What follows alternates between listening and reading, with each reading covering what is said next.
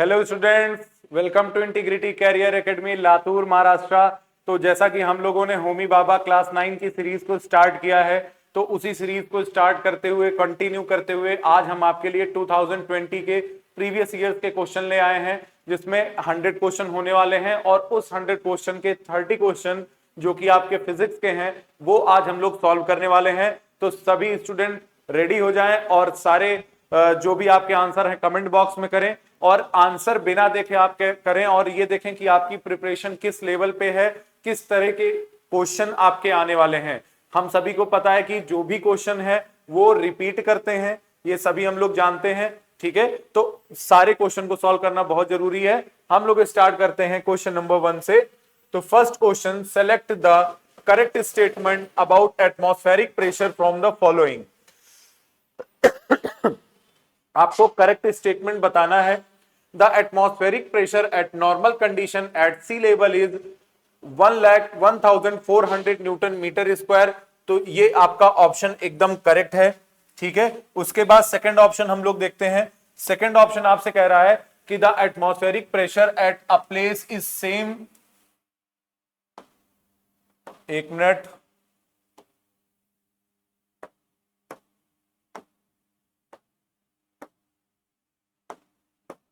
हाँ ठीक है। तो ये पहला सही है स्टेटमेंट। सेकंड कह रहा है कि the atmospheric pressure at a place is same for all direction. तो सभी डायरेक्शन के लिए हमारा जो एटमॉस्फेरिक प्रेशर होता है बेटा वो सेम होता है। थर्ड ऑप्शन कह रहा है कि the air pressure increase with its velocity. तो ये आपका गलत है। आपने बर्नौलीज का एक्सप्रेशन पढ़ा होगा, उन्होंने क्या बताया था कि जब वेलोसिटी इंक्रीज करती है तो प्रेशर क्या करता है, डिक्रीज करता है। लास्ट कह रहा है कि the air pressure is constant at any place. तो ये भी गलत है। एल्टीट्यूड वगैरह टेम्परेचर वगैरह के चेंज होने पर एयर प्रेशर भी क्या होता है, चेंज होता है। तो यहां से हमारा फर्स्ट और सेकंड ऑप्शन करेक्ट हो गया। तो ऑप्शन बी यहां से हमारा राइट ऑप्शन हो जाएगा। Next question number 2, identify the incorrect pair of physical quantities and their unit. तो पहला है आपका वेट, और वेट की यूनिट किलोग्राम बता रहा है। तो बेटा पहला ही आपका रॉन्ग हो जाएगा, क्योंकि हमें पता है कि वेट फोर्स है और फोर्स की यूनिट क्या होती है, न्यूटन, ठीक है। तो एन, जबकि वेट किलोग्राम नहीं होता। किलोग्राम किसकी यूनिट होती है, किलोग्राम यूनिट होती है मास की। Density kilogram metre per cube सही है। Acceleration metre upon second square ये भी सही है। वेलोसिटी किलोग्राम मीटर पर सेकंड ये भी सही है। तो जो इनकरेक्ट है वो आपका ऑप्शन ए यहां से राइट आंसर हो जाएगा। As soon as you bring a charged comb near the tap, the water trickle get attracted toward the comb. Select the proper reason from the following. ठीक है, ये आपकी एक चार्ज कॉम्ब है, इसे पानी के पास, टैप के पास ले आया जहां से पानी गिर रहा है। आपको बताना है करेक्ट ऑप्शन कौन है। फर्स्ट कह रहा है कि negative charge develops in the water near the charge comb, ठीक है। सेकंड कह रहा है कि negative particles repel and positively charge particles attract toward the charge comb. तो आपका ऑप्शन बी यहां से करेक्ट हो जाएगा। ये आपका चार्ज है, आपको पता है कॉम्ब आपका पॉजिटिवली चार्ज होता है, सॉरी निगेटिवली चार्ज। तो निगेटिव पार्टिकल क्या करेंगे, रिपेल करेंगे, और पॉजिटिवली चार्ज पार्टिकल अट्रैक्ट करेंगे टूवर्ड द चार्ज कॉम्ब की तरह। मतलब यहां से जो ये वाटर गिर रहा है, इसके जो चार्ज पार्टिकल पॉजिटिवली चार्ज होंगे उन्हें ये अट्रैक्ट करेगा, और नेगेटिव इसको क्या करेगा, रिपेल करेगा। तो ऑप्शन बी यहां से हमारा राइट ऑप्शन हो जाएगा। Next question, find the heat required to increase the temperature by 10 degree Celsius of the iron bob of mass 10 gram. ठीक है, स्पेसिफिक हीट दिया है। तो हमें पता है कि इसका बेटा फॉर्मूला क्या होता है, इसका फॉर्मूला होता है Q मतलब heat is equal to mass into specific into delta T. ये आपका फॉर्मूला होता है। आपको Q निकालना है, हीट निकालना है। मास कितना दिया हुआ है, मास आपको दिया है 10 ग्राम, ठीक है। और क्या है, हाँ, और आपको क्या दिया है, ये 10 हो गया। और हाँ, सी की वैल्यू दी हुई है, स्पेसिफिक हीट ऑफ आयरन कितना दिया हुआ है, 0.11 इंटू टेम्परेचर कितना इंक्रीज करना है, 10 डिग्री सेल्सियस के साथ इंक्रीज करना है। तो चेंज इन टेम्परेचर कितना है, 10 है। मल्टीप्लाई कर लो, एक पॉइंट से एक पॉइंट यहां हट जाएगा, मिलता है वो इरेगुलर होता है। Rules of reflection are obeyed in irregular reflection, एकदम सही बात है। रूल्स तो ओबे होते ही हैं। जिस एंगल से लाइट आती है एंगल ऑफ इंसिडेंट जो होगा उसी से वापस जाएगी। सेकंड कह रहा है बेटा कि incident ray are parallel to each other in irregular reflection. तो ठीक है, इंसिडेंट रे अगर आपकी सन से आ रही है तो चाहे रेगुलर रिफ्लेक्शन हो चाहे इरेगुलर हो, पैरेलल ही होंगी। In irregular reflection the angle of incidence is of different measure at every point of incidence. ठीक है, तो ये भी आपका ऑप्शन सही हो जाएगा कि एंगल ऑफ इंसिडेंस जो आपके इरेगुलर में होगा वो डिफरेंट पॉइंट पर डिफरेंट डिफरेंट होगा। सिंपल सी बात है, क्योंकि आपका डिफ्यूज रिफ्लेक्शन हो रहा है, लाइट किसी एंगल पर गिर रही है, जा किसी भी एंगल से रही है, आ तो सब पैरेलल रही है लेकिन सरफेस पैरेलल नहीं है, तो एंगल ऑफ इंसिडेंस भी डिफरेंट होगा। In irregular reflection the angle of incidence and angle of reflection are different at the same point of incidence. गलत है, सेम पॉइंट ऑफ इंसिडेंस अगर होगा बेटा तो दोनों एंगल क्या होंगे, डिफरेंट नहीं होंगे, सेम होंगे। तो 1 2 3 ऑप्शन सही है। इसका मतलब यहां से जो करेक्ट ऑप्शन हो जाएगा वो ऑप्शन ए हमारा राइट आंसर हो जाएगा। Next question, determine the correct conversion of -40 degree Fahrenheit to Kelvin from the following. ठीक है, अगर केल्विन में चेंज करना बेटा तो सबको पता है कि ये जो आपका -40 डिग्री आपका जो टेम्परेचर होता है, इस टेम्परेचर पर आपके फ़ारेनहाइट और सेल्सियस दोनों क्या होते हैं, सेम होते हैं। ठीक है, -40 डिग्री पर फ़ारेनहाइट और सेल्सियस दोनों क्या होते हैं, सेम होते हैं, याद रखना। ठीक है, तो केल्विन में कन्वर्ट करना है तो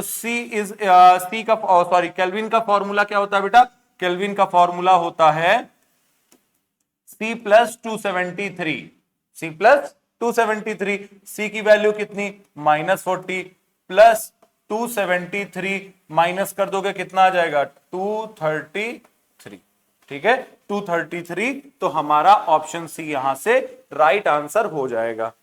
नेक्स्ट क्वेश्चन पर चलते हैं, question number 8। Select the correct sequence of ascending order of densities of white dwarf, sun, neutron star and red giant star from the following. Ascending order में अगर रखना है तो देखो, असेंडिंग ऑर्डर में बेटा सबसे पहले आएगा रेड जायंट स्टार। ठीक है, उसके बाद फिर कौन आएगा, उसके बाद आपका आएगा सन, सन के बाद फिर कौन आएगा, आपका आएगा ड्वार्फ प्लैनेट, और लास्ट में कौन आएगा, न्यूट्रॉन स्टार। तो रेड देखो, रेड न्यूट्रॉन, न्यूट्रॉन सन, ये आपका गलत है, red giant star, option D आपका सही हो जाएगा, रेड जायंट स्टार। उसके बाद सन, ठीक है, सन के बाद आपका व्हाइट डॉर्फ, ठीक है, लास्ट में न्यूट्रॉन स्टार। तो डेंसिटीज के हिसाब से हम देखेंगे तो हमारा ये ऑप्शन करेक्ट हो जाएगा। आपको पता है ये कोई लॉजिक लगने वाला क्वेश्चन तो है नहीं, ये हमें सीक्वेंस याद होना चाहिए, तो आप भी सीक्वेंस को क्या करें, याद कर लें। ठीक है, चलो next question number 8। 3 identical vessels A, B and C contain same quantity of water in each vessel. Object having different densities but same mass are placed as shown in the figure. If FA, FB and FC are the forces acting on the base of the vessels A, B and C respectively, then which of the following answer is correct? कौन सा आपका answer correct हो जाएगा? तो देखो, A आपका float कर रहा है, B आपका मिडिल में है और C आपका नीचे की तरफ है। ठीक है, तो जो सरफेस की तरफ फोर्स लगेगी वो सबसे ज्यादा C पर लगेगी क्योंकि सबसे नीचे गया, उसके बाद फिर B में, और सबसे कम किस में लगेगी, A में। सबसे कम किस में लगेगी, A में। तो कौन सा ऑप्शन सही हो जाएगा आपका, ऑप्शन बी यहां से करेक्ट हो जाएगा। जितनी ज्यादा बेटा फोर्स लगाएगा सरफेस पर उतना ही नीचे जाएगा। ठीक है, तो सबसे नीचे C में, फिर B में, फिर A में। Next question number 9। Question number 9 कह रहा है कि observe the given Venn diagram and select the correct option. Sonic wave, ultrasonic wave, infrasonic wave. तो सबसे पहले तो ये जान लो कि ये जो सोनिक वेव होती है ये किसके लिए होती है, ये हम ह्यूमंस के लिए होती है, हम इसी वेव को सुन सकते हैं। ठीक है ना, सोनिक वेव जो होती हैं यही हमारे लिए ऑडिबल होती हैं, ह्यूमन। तो सबसे पहले human human human, option A है, इसी में ह्यूमन दिया है। अल्ट्रासोनिक साउंड वेव जो ह्यूमन नहीं सुन पाते लेकिन उसे कौन सुन लेते हैं, बैट सुन लेते हैं। और इंफ्रासोनिक साउंड वेव को कौन सुन लेते हैं, राइनोसेरस। ठीक है, तो ऑप्शन ए यहां से करेक्ट हो जाएगा। आपको याद रखना है कि जो सोनिक वेव होती हैं वो ह्यूमन सुन सकते हैं। चलो next, identify the height of the coconut tree if the coconut on top of its take 1 second to reach the ground. आपको हाइट बतानी है तो हमें पता है हाइट का फॉर्मूला। सबसे पहले यहां पे हम लोग लिख लेते हैं कि क्वेश्चन में गिवन क्या क्या है। ठीक है, identify the height of the coconut tree if the coconut height आपसे पूछ रहा है। चलो, और क्या दिया है, टाइम दे रहा है बेटा 1 सेकेंड। ठीक है, एक्सेलरेशन ड्यू टू ग्रेविटी कितना ले लेंगे हम लोग, 9.8 मीटर पर सेकेंड स्क्वायर। और आपको पता है कि जब कोई ऑब्जेक्ट ऊपर से नीचे गिरता है तो उसकी जो इनिशियल वेलोसिटी u होती है वो कितनी होती है, 0 होती है। ये सबको पता है कि जब कोई ऑब्जेक्ट ऊपर से नीचे की तरफ आता है तो उसकी इनिशियल वेलोसिटी कितनी होगी, 0 होगी। हमें h निकालना है, तो यहां पे हम सेकेंड इक्वेशन ऑफ मोशन का यूज करेंगे, h is equal to ut plus half gt square. ठीक है बेटा, हाफ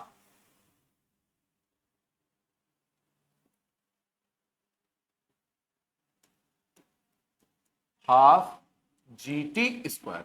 हाइट निकालनी है, u कितना है 0, टाइम कुछ भी हो आंसर 0 आ जाएगा, प्लस हाफ की जगह हाफ इंटू 9.8, टाइम है 1 का स्क्वायर।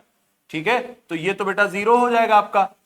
ठीक है, हाफ 9.8 कितना आ जाएगा, 4.9 मीटर। कितना आ जाएगा, 4.9 मीटर। ऑप्शन डी आपका यहां से राइट आंसर हो जाएगा। बहुत ही सिंपल सा क्वेश्चन था। सिर्फ आपको एक बात ध्यान रखनी है कि जो आपका एक्सेलरेशन ड्यू टू ग्रेविटी है वो 9.8 लेना है।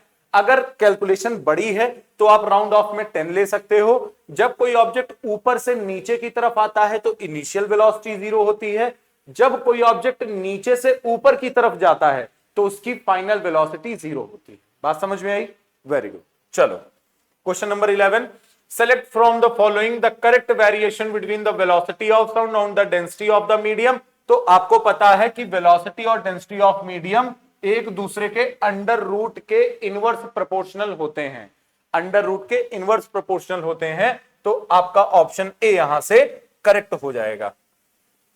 10 unit electricity is equal to how many joule. तो आपको बेटा पता होना चाहिए कि 1 यूनिट इलेक्ट्रिसिटी में आपका होता है 3.6 इंटू 10 की पावर 6 जूल।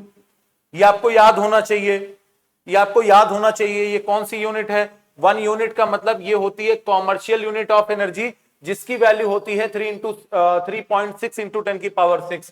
यहां पे 10 दिया है तो इसको 10 से मल्टीप्लाई कर देंगे तो 3.6 इंटू 10 की पावर 7 जूल आपका आ जाएगा 10 यूनिट के लिए। ठीक है, 10 यूनिट के लिए। तो आपका पहला ऑप्शन ही यहां से क्या हो जाएगा, करेक्ट हो जाएगा। पहला ऑप्शन यहां से क्या हो जाएगा, करेक्ट हो जाएगा। ठीक है, चलो 3.6 ये तो होगा नहीं, ये भी नहीं होगा, ये भी नहीं। हाँ ठीक है, ऑप्शन ए आपका राइट आंसर हो जाएगा। Next question, M1 and M2 are two plane mirror fixed at right angle as shown in the diagram. A point object P is 3 centimeter away from both the mirror. What will be the area of the triangle formed by the point object P and its image in both mirror? ठीक है, आपको बताना है कि जो आपका mirror बनेगा P point से लेके वो कहां पर बनेगा, मतलब कैसा बनेगा, और उसका जो एरिया आपको बताना है। तो आप एक बात बताओ बेटा, ये प्लेन मिरर है, ये भी प्लेन मिरर है। ठीक है, नेक्स्ट पेज पर यहां हम लोग कर लेते हैं, एक ये भी हमारा प्लेन मिरर है और ये भी हमारा क्या है, प्लेन मिरर है। कोई ऑब्जेक्ट कितनी दूर पर रखा हुआ है, कितनी दूर पर रखा हुआ है, 3 सेंटीमीटर। ठीक है,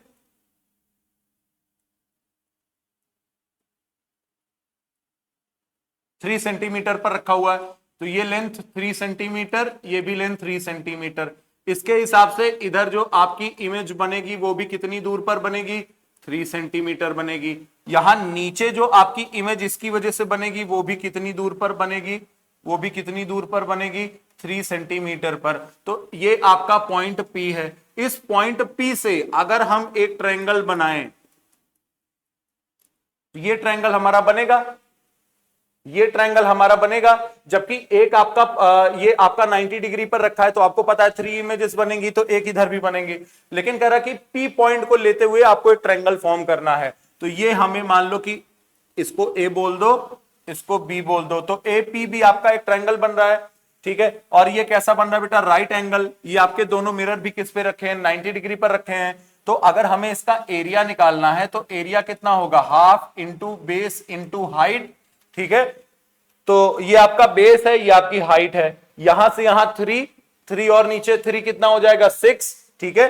तो ये आ गया हाफ इंटू बेस, बेस भी बेटा ये 3 है, ये 3 है, ये भी कितना हो जाएगा 6, ये भी कितना हो जाएगा 6, 6 6 36/2 18 सेंटीमीटर स्क्वायर हमारा राइट आंसर हो जाएगा, ठीक है। आई होप आपको क्वेश्चन समझ में आया। अगर नहीं समझ में आया तो आप एक बार इसे बैक करिएगा, ठीक है, पॉज करिएगा, बैक करिएगा, फिर से रिपीट करके देख लीजिएगा, समझ में आ जाएगा। 3 सेंटीमीटर इधर तो 3 सेंटीमीटर इधर, प्लेन मिरर है। 3 सेंटीमीटर इधर तो नीचे भी 3 सेंटीमीटर प्लेन मिरर है। एक आपका जो राइट एंगल ट्रायंगल बन रहा है उसका एरिया पूछा है, तो एरिया का formula half into base into height हो जाएगा। बेस आपका 3 इधर 6 हो गया, हाइट 3 इधर 6 हो गया, फॉर्मूला लगा दोगे 18 सेंटीमीटर स्क्वायर आपका राइट आंसर हो जाएगा। तो यहां से हमारा जो करेक्ट ऑप्शन होगा ऑप्शन डी यहां से हमारा राइट हो जाएगा। नेक्स्ट क्वेश्चन पर चलते हैं। Select the correct group of non magnetic substance from the following.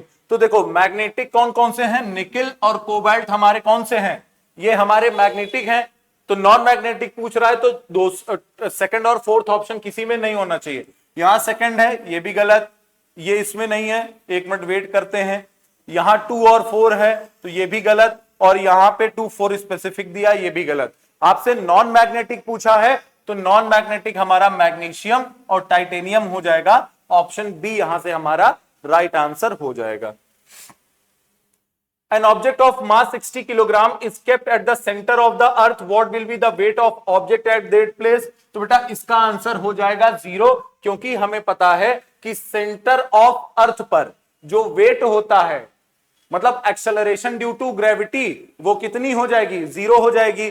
क्यों 0 हो जाएगी, समझो। ये आपका अर्थ है, ये आपका सेंटर है, ठीक है। G इज इक्वल टू क्या होता है, G mass of earth upon radius of earth का स्क्वायर, यही होता है। तो जब बेटा ऑब्जेक्ट सेंटर पर आ जाएगा तो रेडियस ऑफ अर्थ कितना हो जाएगा 0, तो ये पूरा जी की वैल्यू कितनी हो जाएगी 0। वेट क्या होता है, mass into gravity, acceleration due to gravity, तो acceleration due to gravity centre of earth पर 0, तो इसका जो वेट होगा वो भी कितना हो जाएगा 0 हो जाएगा। चलो, Which of the following forces help horse to pull a horse cart? The force applied by the cart on horse. गलत है बेटा, जो कार्ट होता है वो हॉर्स पर थोड़ी फोर्स लगाता है, हॉर्स तो उसे खुद खींचता है, ठीक है। ऑप्शन देखो, option A, option B, option C, ये तीनों के तीनों में आपका पी दिया है, तो ये तीनों गलत हो जाएंगे, आपका ऑप्शन डी सही हो जाएगा, ठीक है। The force applied by the land on the horse, जो लैंड होता है वो भी हॉर्स पर फोर्स लगाता है। भाई फ्रिक्शनल फोर्स लगेगी कि नहीं लगेगी, वो लगाएगा कि नहीं करेगा, कि वो रुका हुआ है फ्रिक्शनल, फिर उस पे हॉर्स आप देखते हो पीछे की तरफ फोर्स लगाता है, ठीक है। तो फ्रिक्शनल फोर्स उस पर फोर्स लगाती है आगे की तरफ, ठीक है। चलो, ऑप्शन डी यहां पर राइट आंसर हो जाएगा, ऑप्शन डी आपका राइट हो जाएगा। Read the following statement carefully and determine whether these statements are true or false. Select the correct alternative from the following. In any kind of motion, the speed of an object is the magnitude of displacement. तो बेटा पहला answer ही आपका false हो जाएगा। क्यों? क्योंकि किसी भी टाइप का मोशन हो, स्पीड जो होता है वो मैग्नीट्यूड होता है डिस्टेंस का, ना कि डिस्प्लेसमेंट का। तो पहला ऑप्शन false, तो ए ऑप्शन खत्म, बी हो सकता है, सी हो सकता है, डी हो सकता है, ठीक है। ए ऑप्शन आपका खत्म। The average speed of an object is uniform in uniform motion is equal to its instantaneous speed. तो ये आपका सही है कि अगर आपका यूनिफॉर्म मोशन हो रहा है तो यूनिफॉर्म मोशन में हर सेकंड पर आपकी स्पीड सेम होने वाली है और इंस्टेंटेनियस स्पीड भी सेम होगी, तो दोनों का जो एवरेज है वो क्या होगा, इक्वल होगा। मतलब यूनिफॉर्म मोशन का अगर हम एवरेज निकालें तो वो इंस्टेंटेनियस स्पीड के इक्वल आएगा, ट्रू हो जाएगा। तो सेकंड का ट्रू, ऑप्शन बी भी खत्म। हाँ चलो, सी और डी बचा, ठीक है। थर्ड ऑप्शन देखो, दोनों में बेटा फॉल्स है, तो थर्ड ऑप्शन आप नहीं भी देखोगे तो चल जाएगा। लास्ट हम लोग देखते हैं fourth. The average velocity of an object in motion with uniform velocity is 0। कह रहा है कि the average velocity of an object in uniform motion with uniform velocity is 0। तो ऐसा कुछ नहीं है, 0 क्यों होगा? अगर वो सीधी डायरेक्शन में यूनिफॉर्म स्पीड से जा रहा है तो उसका जो एवरेज वेलोसिटी है वो 0 क्यों होगा? 0 नहीं होगा। ठीक है बेटा, फॉर्मूला क्या होता है एवरेज वेलोसिटी का? वी एवरेज का formula v plus you upon two, v plus you upon two. तो v भी कुछ स्पीड है, u की भी कुछ स्पीड है, डिवाइडेड बाई 2, 0 कहां से आएगा? चलो, हाँ, तो कौन सा ऑप्शन करेक्ट हो जाएगा? ये फोर्थ आपका फॉल्स है, तो फॉल्स यहां पे ट्रू दिया है, तो आपका जो राइट आंसर है वो ऑप्शन डी आपका करेक्ट हो जाएगा। Next question number 18, read the given statement and select the correct option. An object is thrown vertically up with velocity u reaches the maximum height h after t second. At a time 2t second, it has same velocity. It has same velocity. ये आपका गलत हो जाएगा। बेटा एक बात बताओ, जब कोई ऑब्जेक्ट आप किसी वेलोसिटी से फेंकते हो ऊपर की तरफ, तो जब वो t सेकंड पर जाता है तो उसकी वेलोसिटी कितनी हो जाती है? 0 हो जाती है। जब वही आपका ऑब्जेक्ट t टाइम में ही नीचे आएगा तो 2t के समय उसकी जो वेलोसिटी है वो मैक्सिमम होगी। t पर 0, 2t पर मैक्सिमम, तो दोनों सेम कैसे हुआ? तो आपका स्टेटमेंट ही क्या हो गया? गलत हो गया। ठीक है, ठीक है, तो यहां से आपका स्टेटमेंट 1 आपका फॉल्स हो जाएगा, ऑप्शन डी। आप अगर स्टेटमेंट 2 नहीं भी देखते हो तो statement 1 is false but statement 2 is true, क्योंकि ये ऑप्शन बाकी किसी में नहीं है। चलो 19 question, read the following passage and select the correct alternative. An object of mass 2.5 kilogram and velocity 5 metre पर second collides on a wooden block of mass 7.5 kilogram in stationary state and both stick to each other. Determine the total momentum of both the object after collision. Law of conservation of momentum याद है सबको कि दो object के initial momentum का sum equal होगा दोनों object के फाइनल मोमेंटम के सम के। तो बेटा फाइनली तो कुछ दिया नहीं है, लेकिन पूछ रहा है कि आफ्टर कोलिजन, तो अगर ये वैल्यू हमें पता चल जाएगी तो ये इसी के इक्वल होने वाली है। ठीक है, तो चलो, मास ऑफ 1 कितना दिया है? 2.5, वेलोसिटी कितना दिया है? 5, प्लस मास ऑफ 2 कितना दिया है? 7.5, u2 कितना दिया है? स्टेशनरी, स्टेशनरी का मतलब कि वेलोसिटी कितनी है? 0 है। 2.5 इंटू 5 कितना आ जाएगा बेटा? 12.5, कितना आ जाएगा? 12.5। ठीक है, तो आफ्टर कोलिजन, बिफोर कोलिजन कितना है? 12.5, तो आफ्टर कोलिजन भी कितना होगा? 12.5 ही होगा, क्योंकि law of conservation of momentum कहता है कि दो बॉडीज के इनिशियल मोमेंटम का सम आफ्टर कोलिजन दोनों बॉडीज के फाइनल मोमेंटम के सम के इक्वल होगा। तो इस बिहाफ पर हमारा ऑप्शन सी यहां पे करेक्ट हो जाएगा। आंसर कितना आ जाएगा? 12.5, और यूनिट तो सबको पता है किलोग्राम मीटर पर सेकंड होती है, या तो दूसरी यूनिट हम बोल सकते हैं न्यूटन इंटू सेकेंड। चलो next question, an object of mass 2.5 kilogram and velocity collides, question repeat कर गया, on wooden block of mass 7.5 kilogram in stationary state and both stick to each other, then they remain in motion. अच्छा, question में यहां से change है बेटा, question में देखो यहां से चेंज है, कह रहा है कि then they remain in motion, उसके बाद भी वो मोशन में होते हैं। Determine the total momentum of both object after collision, तो अगर मोशन में हो चाहे ना हो, जो आंसर पहले आया था वही आंसर यहां पर भी आएगा। ठीक है, जो आंसर वहां आया था वही आंसर यहां पर भी आएगा। ठीक है बेटा, चलो हाँ, select the suitable alternative of correct pair from column 1 and column 2। ठीक है, चलो, G at height h, G at depth h, G on pole. तो आपको पता होना चाहिए कि रेडियस ऑफ कर्वेचर जो आपका पोल पर होता है वो कम होता है इक्वेटर के कंपैरिजन में, तो G की वैल्यू मैक्सिमम होती है। ठीक है, तो C का कौन सा ऑप्शन हो जाएगा? ऑप्शन 2। C का 3 गलत, C का 1 गलत, C का 2 सही, C का 1 गलत, ऑप्शन C आपका करेक्ट हो जाएगा। ठीक है, G एट हाइट h, तो इसका फॉर्मूला होता है बेटा G 1 - 2h/r। ठीक है, बी का क्या हो जाएगा, बी कह रहा है जी एट डेप्थ एच, तो इसका फॉर्मूला होता है g bracket 1 minus h by r. ठीक है, तो ऑप्शन सी यहां से आपका करेक्ट हो जाएगा। ये याद करने वाली चीज है, इसको समझाने की कुछ जरूरत नहीं है। पोल आपको पता होना चाहिए कि हमारा अर्थ कुछ एलिप्टिकल शेप का है, तो सेंटर से देखें तो ये वाला रेडियस कम होगा और ये वाला जो आर है ये ज्यादा होगा। तो हमें पता है कि रेडियस जो आपका जी की वैल्यू है वो इनवर्स प्रोपोर्शनल है, आर ज्यादा तो जी कम, आर कम तो जी ज्यादा, तो पोल पर क्या होता है, पोल पर मैक्सिमम होता है। Determine the correct graph about the total energy of an object falling from a particular height। तो कोई भी ऑब्जेक्ट किसी भी हाइट से गिरे, कहीं पर भी गिरे, जो टोटल एनर्जी होती है वो हमेशा क्या होती है, कंजर्व होती है। हमने पढ़ा है, हमने पढ़ा है कि नहीं पढ़ा है कि वो सॉरी क्या बोलते हैं बेटा, टोटल एनर्जी क्या बोलते हैं उसको, कंजर्वेशन ऑफ एनर्जी, कि energy can neither be created nor be destroyed, it can change from one form to other। तो टोटल एनर्जी ना कम होगी ना ज्यादा होगी, एक फॉर्म से दूसरे फॉर्म में कन्वर्ट हो जाएगी। ये कह रहा है कि कम होगी, गलत है। ये कह रहा है बढ़ेगी, ये भी गलत है। ये भी बढ़ा रहा है नॉन यूनिफॉर्मली, ये भी गलत है। ये कह रहा है कि सेम होगी, जो पहले थी वही अभी भी है, अभी भी है, अभी भी है, अभी भी, अभी भी, मतलब किसी भी हाइट पर, किसी भी हाइट पर क्या है, सेम है। तो यहां से ऑप्शन डी करेक्ट हो जाएगा। टोटल एनर्जी कभी भी चेंज नहीं करती। काइनेटिक एनर्जी या पोटेंशियल एनर्जी की बात करता तो हाइट के चेंज होने पर वो चेंज होती, लेकिन टोटल एनर्जी में कोई चेंज नहीं आएगा। Next question number, in the following diagram two distinct sound wave X and Y are given, select the correct option about their pitch and. Pitch के ही बारे में पूछा है, ठीक है।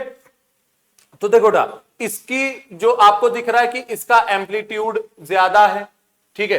इसकी जो वेवलेंथ है जल्दी जल्दी चेंज हो रही है, ये जल्दी जल्दी मोशन कर रहा है। ये इसका कम गैप है, कम गैप है। तो आपको एक फॉर्मूला पता है कि जो आपका वेलोसिटी होता है वो होता है वेवलेंथ इनटू लैम्डा, ठीक है। इसकी वेवलेंथ ज्यादा है, गैप ज्यादा है ना बेटा। दो कंटिन्यूअस क्रेस्ट या दो कंटिन्यूअस ट्रफ के बीच का जो गैप होता है वो होता है वेवलेंथ। तो यहां पर गैप ज्यादा है और यहां पर गैप क्या है, कम है। यहां पर गैप कम है, यहां पर गैप कम है, ठीक है, साफ साफ दिख रहा है। तो आपको पता है कि अगर मैं बात करूं किसकी, अगर मैं बात करूं, एक मिनट, ये आपका वेवलेंथ इनटू ये आपका होता है फ्रीक्वेंसी। तो वेवलेंथ फ्रीक्वेंसी अगर हम लोग देखें बेटा तो फ्रीक्वेंसी हो जाएगा वेलोसिटी अपॉन वेवलेंथ। अभी यहां पर कैसा रिलेशन है, इनवर्स, कि वेवलेंथ ज्यादा तो फ्रीक्वेंसी कम। यहां पर फ्रीक्वेंसी सॉरी वेवलेंथ कम तो फ्रीक्वेंसी ज्यादा, ठीक है। तो इसका जो आपका y है, y की फ्रीक्वेंसी क्या है, ज्यादा है, और इसकी क्या है, कम है, ठीक है। तो लेस किसकी होगी, वेव x की। तो यहां पे लेस fx ऑप्शन ए हो सकता है, बी तो बिल्कुल नहीं होगा, y कह रहा है, सी भी नहीं होगा, डी हो सकता है, ठीक है। अच्छा, अब कम किसकी है, y की कम है, लेकिन यहां क्या दिया बेटा, x की कम है, ठीक है। यहां पर पिच दिया है, ठीक है। तो करेक्ट ऑप्शन ए हो जाएगा। मैं आपको एक बात बता देता हूं कि जो पिच होती है वो डिपेंड करती है फ्रीक्वेंसी पर। फ्रीक्वेंसी ज्यादा तो पिच भी होती है, सॉरी, अगर पिच ज्यादा तो फ्रीक्वेंसी ज्यादा, अगर पिच कम तो फ्रीक्वेंसी भी कम, ठीक है। तो पिच का मतलब फ्रीक्वेंसी से ही है, पिच का मतलब किससे है, फ्रीक्वेंसी से, ठीक है। तो कौन सा ऑप्शन करेक्ट हो जाएगा, ऑप्शन ए करेक्ट हो जाएगा। Next question number 24, a boy of mass 50 kilogram climbs 30 steps in 1 minute, height of each step is 20 centimetre, calculate the power of the boy. Power करना है, ठीक है। तो हमें पता है पावर का फॉर्मूला क्या होता है बेटा, पावर का फॉर्मूला होता है work done upon time. Work done का फॉर्मूला होता है force into displacement upon time. जी की वैल्यू दिया है, मास दिया है, फोर्स निकल आएगा, mass into acceleration 50 into 10, force आ गई 500 न्यूटन, ठीक है। अच्छा चलो, अब उसके बाद दूसरा क्या कह रहा है आपसे, a boy of mass 50 kilogram climb 30 step in 1 minute, 1 minute में कितने स्टेप, 30, ठीक है। और आपका जो एक स्टेप है वो कितना है, 20 सेंटीमीटर का, कितने स्टेप ले रहा है, 30, तो 30 इंटू 20 करोगे भाई, एक स्टेप, एक सीढ़ी 20 की, दूसरी फिर 20 की, फिर 20 की, कितनी सीढ़ियां चढ़ रहा है, 30, तो डिस्प्लेस कितना किया, 30 इंटू 20, कितना आ जाएगा, 30 इंटू 20, ये बेटा आ जाएगा 600 सेंटीमीटर, और अगर मीटर में कन्वर्ट करेंगे तो 600 मीटर सेंटीमीटर आपका 6 मीटर के इक्वल हो जाएगा, हो जाएगा। टाइम कितना ले रहा है, 1 मिनट, तो आपको पता है कि टाइम की जो स्टैंडर्ड यूनिट होती है वो क्या होती है, सेकंड, तो 60 सेकंड हो जाएगा, 6 से 6 कट गया, 0 से 0 कट गया, आपका जो पावर आ गया वो आ गया 50 वॉट, कितना आ गया बेटा, 50 वॉट। गलत गलत, ऑप्शन सी आपका राइट आंसर हो जाएगा। Next question number 25, 4 distinct pieces of different dimensions are made from same metal as shown in the figure, arrange them in ascending order of resistance. बेटा मैं आपको बता रहा हूं कि ये क्वेश्चन आपका मोस्ट इंपॉर्टेंट क्वेश्चन है। इस तरीके के क्वेश्चन या रेजिस्टेंस रेसिस्टिविटी के क्वेश्चन 99 100% आपके क्वेश्चन पेपर में आएंगे ही आएंगे, इस बात को नोट करके लिख लो। गारंटी के साथ बता रहा हूं कि रेसिस्टेंस और रेसिस्टिविटी का टॉपिक 100% आपके एग्जाम में आएगा, ठीक है। चलो, अब पैटर्न बदल सकता है, क्वेश्चन पूछने का तरीका बदल सकता है, लेकिन टॉपिक से क्वेश्चन 100% आएगा। चलो, आपको 4 दिया है, इन्हें किस में अरेंज करना है, असेंडिंग ऑर्डर में। तो देखो हम लोग मान लेते हैं कि R is equal to rho, same metal से बने बेटा, तो रो सबका सेम होगा, L बाई ए, यहां पे इसकी वैल्यू कितनी है, आरपी, आरपी की वैल्यू कितनी है, rho L by A. Q की आ जाओ, तो R Q is equal to rho L कितना है, 3L, और एरिया ऑफ क्रॉस सेक्शन कितना है, 2A, ठीक है। तो ये इसको सॉल्व करोगे बेटा तो कितना आ जाएगा, ये आ जाएगा 1.5 रो L बाई ए। चलो अब इसकी बात करते हैं, आर आर, ठीक है, रो L बाई ए 2 है, तो इसको बेटा हम लोग 1/2 कर दें, या इसको हम क्या बोल सकते हैं, इसको बोल सकते हैं 0.5 रो L बाई ए, ठीक है। हाँ, अब इसको देख लेते हैं हम लोग, तो ये आ जाएगा R S is equal to rho L A by 2, A by 2, तो ये 2 ऊपर चला जाएगा, तो कितना आ जाएगा बेटा, ये आ जाएगा 2 रो L बाई ए, ठीक है। अब आप देख लो सबसे ज्यादा, सबसे कम कौन है, इसकी वैल्यू 1 है, इसकी वैल्यू 1.5 है, इसकी वैल्यू 0.5 है, इसकी 2 है, तो सबसे ज्यादा किसकी है, आर आर, सॉरी सबसे कम किसकी है, आर आर की, फिर किसकी है, आरपी की, फिर किसकी है, आर क्यू की, और सबसे ज्यादा किसकी है, आर एस की। तो RP Q S, RP Q S, option A आपका राइट आंसर हो जाएगा, ठीक है। रेसिस्टेंस का फॉर्मूला सबको पता है, resistivity is equal, sorry R is equal to rho, rho resistivity को कहते हैं, L length of the conductor, A area of cross section. Select the correct option of ascending order of velocity of sound of the following substance in 25 degree Celsius, glass, sulphur dioxide, pure water, निकल। तो बेटा देखो, आपको पता है कि जो आपकी साउंड वेव है वो सबसे कम होती है गैस में, और सबसे ज्यादा होती है कहां पर, सॉलिड में। तो जो आपका सल्फर डाइऑक्साइड है ये गैस है, तो सबसे कम किसमें, क्यू में, क्यू के बाद आपका वाटर है, वाटर के बाद आपका ग्लास, और लास्ट में आ जाएगा आपका निकल, Q R G N. Option के हिसाब से देखा जाए तो क्यू आर, ये जी नहीं, यहां इसको पी कर दो, क्योंकि ग्लास को पी से क्यू आर पी, और ये कितना हो जाएगा, S, Q R P S, Q Q Q R P S. Option D यहां से आपका राइट आंसर हो जाएगा। नेक्स्ट कह रहा है, an object is kept at the centre of curvature of a spherical mirror, then choose the correct option from the following. कोई एक ऑब्जेक्ट है जो कि किसी स्फेरिकल मिरर के सेंटर ऑफ कर्वेचर पर रखा है, मिरर है, तो पहली बात, तो अगर आपका ऑब्जेक्ट कॉनकेव में रखा है तो इमेज भी कहां पर बनती है, सी पर ही बनती है, रियल एंड इन्वर्टेड बनती है, सेम साइज बनती है। अगर कॉन्वेक्स को ले लिया जाए तो कॉन्वेक्स में कैसी बनेगी, राइट साइड बनेगी, डिमिनिश्ड बनेगी, वर्चुअल एंड इरेक्ट बनेगी। ठीक है, हां। तो कॉन्वेक्स मिरर के लिए कह रहा है कि height of image height of object equal होगा, गलत। आपको पता है इमेज डिमिनिश्ड बनती है, इक्वल नहीं होगा। कॉनकेव मिरर के लिए कह रहा है -h1 is equal to h2। ठीक है, अगर मान लो कि ऑब्जेक्ट का हाइट नेगेटिव है तो इन्वर्टेड बना, सीधा बन गया। ठीक है, u और v इक्वल होते हैं। हाँ, ये आपका ऑप्शन सही है। चलो, h1 -h2 ये तो सही है। कॉन्वेक्स के लिए तो बेटा गलत हो जाएगा। कॉनकेव के लिए कह रहा है कि height of object is equal to -h2 real inverted. Second कह रहा है कि -u is equal to -v, और यहां पर लिखा है कि सो शाइन कन्वेंशन। तो आपको पता है कि आपका जो कॉनकेव मिरर होता है, कॉनकेव मिरर में आपका ऑब्जेक्ट किस साइड होता है, आपका ऑब्जेक्ट मान लो ये सेंटर ऑफ कर्वेचर है, तो ऑब्जेक्ट भी कहां पर है, लेफ्ट साइड में, और आपकी जो इमेज बनेगी वो भी कहां है, लेफ्ट साइड में। तो बाई साइन कन्वेंशन दोनों कैसे लिए जाएंगे, नेगेटिव। वो अलग की बात है बेटा कि ये माइनस कट के पॉजिटिव हो जाएंगे, जिस हिसाब से आपका ऑप्शन बी भी करेक्ट होना चाहिए। लेकिन अगर बी और डी दोनों दिया है तो ज्यादा करेक्ट कौन सा ऑप्शन होगा, डी आपका ज्यादा एक्यूरेट है, जबकि दोनों की वैल्यू सेम है। ये माइनस कट के क्या हो जाएंगे, प्लस ही हो जाएंगे, वहां पर भी वही दिया है। ठीक है, चलो नेक्स्ट कह रहा है कि pressure is equal to kilogram upon metre पर सेकेंड स्क्वायर। तो पावर क्या होगा, पावर का फॉर्मूला हम लोग लिख लेते हैं। पावर होता है बेटा work done upon time. Work done की यूनिट क्या होती है, वर्क डन होता है force into displacement upon time. ठीक है, तो डिस्प्लेसमेंट अपॉन टाइम वेलोसिटी हो जाएगा, तो फोर्स की यूनिट क्या होती है, किलोग्राम मीटर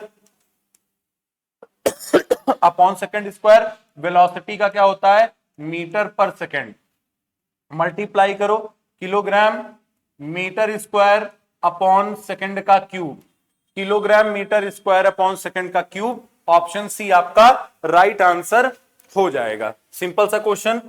नेक्स्ट क्वेश्चन कह रहा है select the correct statement related to the resistors connected in parallel.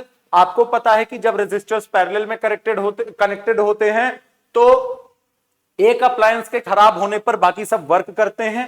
दूसरी बात कि इनका जो नेट रेजिस्टेंस होता है वो हमेशा मिनिमम होता है।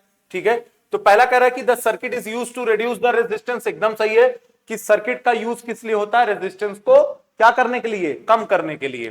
तो ऑप्शन वन सभी में है। चलो 2 की तरफ, the effective resistance is equal to the sum of the inverse of individual resistance. बेटा ये गलत हो जाएगा। इफेक्टिव रेजिस्टेंस ये कह रहा है ना कि जो इफेक्टिव रेजिस्टेंस आर पैरेलल है वो किसके इक्वल होगा, वो इक्वल होगा 1/R1 plus 1/R2 plus 1/R3, ये कह रहा है। ठीक है, 1/Rn तक ये कह रहा है। लेकिन आपको पता है कि ये 1/Rp होता है, ये 1/Rp होता है, ऐसा होता है, ये होता है। जबकि स्टेटमेंट ये कह रहा है कि इनका जो सम है वो इनके इनवर्स प्रोपोर्शनल होगा, जबकि होना ये चाहिए कि रेजिस्टेंस के इनवर्स प्रोपोर्शनल का सम उनके इनवर्स एडिशन के सम के इक्वल होता है। ठीक है, तो सेकंड आपका गलत हो गया। सेकंड गलत हुआ तो ये ऑप्शन गया, ये ऑप्शन गया। अब तीसरा अगर सही गलत होगा समझ में आ जाएगा। The potential difference across the end of all resistors is the same. तीसरा सही है कि हमें पता है पैरेलल कॉम्बिनेशन में जो वोल्टेज होता है या पोटेंशियल डिफरेंस होता है वो क्या होता है, सेम होता है। आपको याद रखना है बेटा कि पोटेंशियल डिफरेंस को ही हम वोल्टेज बोलते हैं, इसी को हम क्या बोलते हैं, वोल्टेज बोलते हैं। तो पहला ऑप्शन तीसरा ऑप्शन सही है। थर्ड कह रहा है कि the current flowing through individual resistors is the same. तो ये आपका ऑप्शन गलत हो जाएगा। पैरेलल कॉम्बिनेशन में करंट आपका सेम नहीं होता, उस हिसाब से आपका ऑप्शन सी करेक्ट आंसर हो जाएगा। Next move to the last question. In the given diagram state how many times the incident ray changes its path till a clear image is formed on the retina। Retina पर कह रहा है तो बेटा ये part मान लो, हमने मान लिया कि ये पार्ट हमारा क्या है, आपको दिख नहीं रहा होगा, मैं दूसरा कलर यूज कर देता हूं। ये आपका oh my God, colour change नहीं हो रहा है, एक मिनट, सॉरी, ठीक है, हाँ अब हो जाएगा।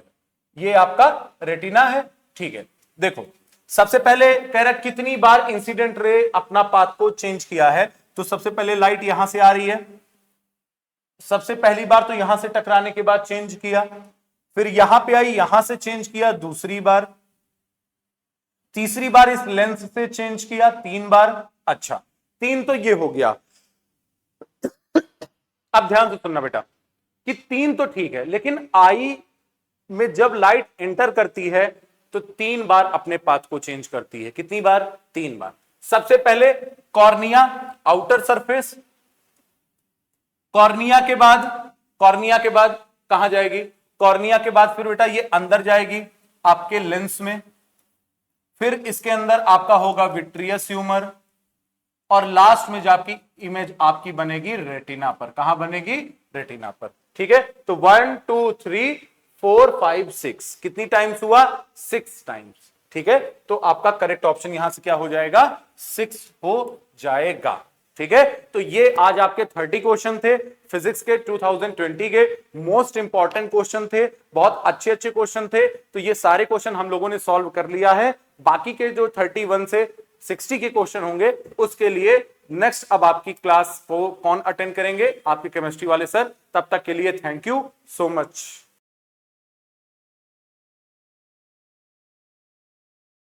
Welcome everyone, welcome to the Integrity Career Academy. I hope आप सभी मस्त होंगे, पढ़ाई में व्यस्त होंगे, और मुझे पूरी उम्मीद है कि आप लोगों को ये सीरीज काफी अच्छी लग रही होगी। हमने 2024 का पेपर अपलोड कर दिया, 23 का अपलोड कर दिया, 22 का कर दिया, 21 का कर दिया, और ये आखिरी 5 साल का 2020 का पेपर अपलोड कर रहे हैं। मुझे पूरी उम्मीद है कि अभी आपने फिजिक्स के क्वेश्चन देखे, आपको सारी बातें क्लियर हो गई होंगी।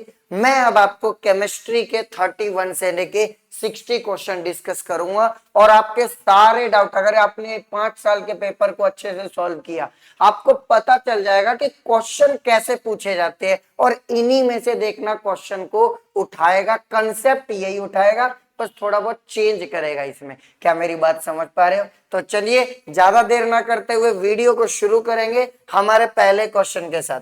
और क्या है हमारा पहला क्वेश्चन आज का? Magnesium fluoride present in toothpaste is used for. Toothpaste के अंदर मैग्नीशियम फ्लोराइड, मैग्नीशियम फ्लोराइड का फॉर्मूला होता है MgF2। इसको यूज किया जाता है। ये पूछ रहा है कि इसको क्यों यूज किया जाता है, आइए देखते हैं। पहला कह रहा है remove the dirt particle on teeth, कह रहा है दांतों में से डर्ट पार्टिकल को हटाने के लिए। लेकिन डर्ट पार्टिकल, धूल मिट्टी के लिए टूथपेस्ट थोड़ी यूज होता है, ये नहीं आएगा। सेकंड कह रहा है रेजिस्ट डीके ऑफ टूथ, बिल्कुल सही बात है, दांत को सड़ने से, खराब होने से रोकता है, तो बिल्कुल सही बात है दूसरा। थर्ड देखो क्या कह रहा है, पॉलिश द टीथ। अबे पॉलिश क्या, वो जूता चमका रहे हैं क्या? दांत को पॉलिश थोड़ी किया जाता है। Fourth strengthen bone and enamel, बिल्कुल सही बात है, जो हमारे दांत होती है उसके आउटर कवरिंग को इनेमल कहते हैं, तो वो उसको मजबूत बनाता है। तो ऑप्शन नंबर डी करेक्ट। तो एक दूसरा सही है, एक फोर्थ सही है, तो ऑप्शन नंबर डी आएगा। क्या बिल्कुल सही बात है ना? एक तो दांत को खराब होने से रोकेगा और एक दांत को स्ट्रॉन्ग बनाएगा। तो ये दो चीजों के लिए मैग्नीशियम फ्लोराइड का यूज किया जाता है। क्लियर है क्या? चलिए नेक्स्ट क्वेश्चन देखिए। नेक्स्ट क्वेश्चन है what is the basicity of H3PO3। H3PO3 का नाम होता है फॉस्फोरस एसिड। ये बोल रहा है कि फॉस्फोरस एसिड की बेसिसिटी बताओ। अब प्यारे बच्चों आप क्या करते हैं, बेसिसिटी का मतलब होता है कि number of H plus ion, total H plus ion कितने रिलीज होंगे, वो होती है बेसिसिटी। अब आप कहते हैं कि सर सिंपल सा क्वेश्चन है, इसकी शक्ल देखो, आपको 3 हाइड्रोजन दिख रहे हैं, तो आप फटाक से टिक कर दे बेसिसिटी 3 और गड़बड़ हो जाती। प्यारे बच्चों जरा इसका स्ट्रक्चर देखो H3PO3 का। H3PO3 का स्ट्रक्चर होता है ये, ध्यान से देखो। अरे एक सेकेंड, फॉस्फोरस 5 बॉन्ड बनाता है, ये देखो ये होता है H3PO3 का स्ट्रक्चर। अब इसमें OH तो दो ही है, अगर OH दो है तो H प्लस भी तो दो ही रिलीज होंगे, लेकिन शक्ल देख के ऐसा लग रहा था कि 3 हाइड्रोजन रिलीज होंगे और आप गलत कर देते इस सवाल को। ये याद रख लो, फॉस्फोरस एसिड की बेसिसिटी 3 होती है, तो 2 होती है, तो 3 किसकी होती है? फॉस्फोरिक एसिड की। H3PO4 इसकी 3 होती है। क्यों? क्योंकि इसका स्ट्रक्चर देखो, इसका स्ट्रक्चर कुछ ऐसा होता है, तो इसके पास 3 OH है, तो ये 3 H प्लस रिलीज करेगा। समझ आ रहा है क्या? तो ये बहुत इंपॉर्टेंट है, मैंने दोनों एक साथ लिख दिए, जरा ध्यान में रखना। Next question, which of the following statement are applicable for diamond? इनमें से कौन सी स्टेटमेंट डायमंड के लिए करेक्ट है? It has a covalent bond, बिल्कुल सही बात है। देखो मेरी बात सुनना, डायमंड बना होता है कार्बन एटम से, और कार्बन नॉन मेटल है, नॉन मेटल के बीच में कोवेलेंट बॉन्ड बनता है, इसीलिए पहला स्टेटमेंट सही था। Second, it has a hexagonal structure, गलत। It has a tetragonal structure, सही। इन दोनों चीज को एक्सप्लेन करता हूं। डायमंड के अंदर क्या होता है कि एक कार्बन 4 तरफ से कार्बन से घिरा होता है। क्या कहा मैंने? डायमंड के अंदर एक कार्बन 4 तरफ से कार्बन से घिरा होता है, तो ये हेक्सागोनल होगा क्या? नहीं, ये टेट्रागोनल है। टेट्रा का मतलब ही 4 होता है, हेक्सागोनल तो 6 हो गए, 6 साइड हो गई, लेकिन 6 साइड कहां हो इसमें? समझ पा रहे हो? तो ये टेट्रागोनल स्ट्रक्चर बनाता है diamond. Next, it has a 3 dimensional structure, कह रहा है कि डायमंड का 3D स्ट्रक्चर होता है। ये बिल्कुल सही बात है। इसमें पता है क्या होता है? ये जो स्ट्रक्चर है, एक ऊपर होता है, एक इधर होता है, एक आगे की तरफ आपकी तरफ होता है, और एक पीछे की तरफ होता है। तो आगे पीछे और ऊपर नीचे, ये तो 3D स्ट्रक्चर हुआ ना, इसीलिए ये 3 डायमेंशनल स्ट्रक्चर है। ये भी करेक्ट है। तो करेक्ट ही पूछा गया था, एक पहला करेक्ट है, एक तीसरा करेक्ट है, एक फोर्थ करेक्ट है। Option number C is the correct option. क्या मेरी बात समझ में आ रही है? बहुत इजी क्वेश्चन था। हाँ, ये याद रखना, ग्रेफाइट के अंदर एक कार्बन 3 कार्बन से जुड़ता है और वो हेक्सागोनल रिंग बनाएगा। ग्रेफाइट हेक्सागोनल रिंग बनाता है, डायमंड टेट्रागोनल ही बनाएगा। समझ आ रहा है? चलिए नेक्स्ट देखिए, which of the following isotope is used in the treatment of polycythemia? अब polycythemia का मतलब होता है रेड ब्लड सेल का काउंट जो है वो बढ़ जाता है, इंक्रीज हो जाता है, आरबीसी का नंबर बढ़ जाता है, तो उसे पॉलीसाइथीमिया कहते हैं। अब पॉलीसाइथीमिया को ट्रीट करने के लिए कौन यूज होता है? फॉस्फोरस 32 यूज होता है। कैसे पता चला? मैंने याद किया हुआ है कि कोबाल्ट 60 फूड प्रिजर्वेशन में यूज होता है। किस में यूज होता है? फूड प्रिजर्वेशन में।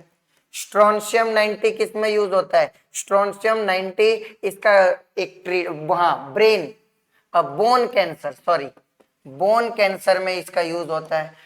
इरिडियम 123 हाइपरथायरॉयडिज्म में यूज होता है, हाइपरथायरॉयडिज्म में ये यूज होता है। तो देख लो, एक ही बचा फॉस्फोरस 32 जो पॉलीसाइथेमिया होता है। क्या मेरी बात समझ में आ रहा है? नेक्स्ट देखिए, what is the ratio of number of carbon atom to the number of hydrogen atom in the molecule of glucose?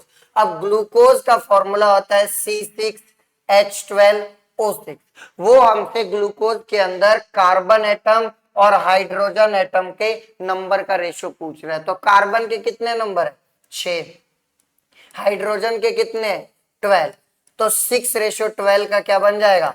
1:2। तो इसका आंसर आ जाएगा 1:2, 1:2। Option number A is correct option. देख रहे हो, लॉकडाउन में कितना आसान सवाल पूछा था इसने। आगे देखिए, हमें करेक्ट ऑप्शन बताना है गामा रेस से रिलेटेड। मैं आपको कुछ बातें बताता हूं गामा रे के बारे में। गामा रे को ऐसे सिंबल से रिप्रेजेंट करते हैं। ये एक इलेक्ट्रोमैग्नेटिक रेडिएशन है।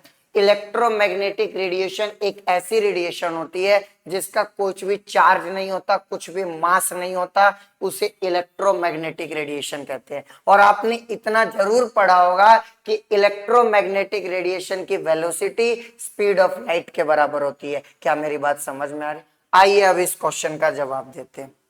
सबसे पहला है कि गामा रेज का यूज कहां किया जाता है। तो यूज एक ही जगह, एक ही यूज दिया हुआ है, स्मोक डिटेक्टर की तरह यूज, और तो ये बाकी सारे यूज थोड़ी है। तो गामा रे का यूज एक ही आया, स्मोक डिटेक्टर, इसका मतलब फर्स्ट का स्मोक डिटेक्टर वाला वी। ओके, सेकंड कहाँ है, नीचे। गामा रे की वेलोसिटी अभी अभी बताया, गामा रे की वेलोसिटी स्पीड ऑफ लाइट के बराबर होती है। स्पीड ऑफ लाइट के बराबर कहाँ है, ये रहा, same as speed of light, तो दूसरे का हो जाएगा टी। क्लियर है क्या?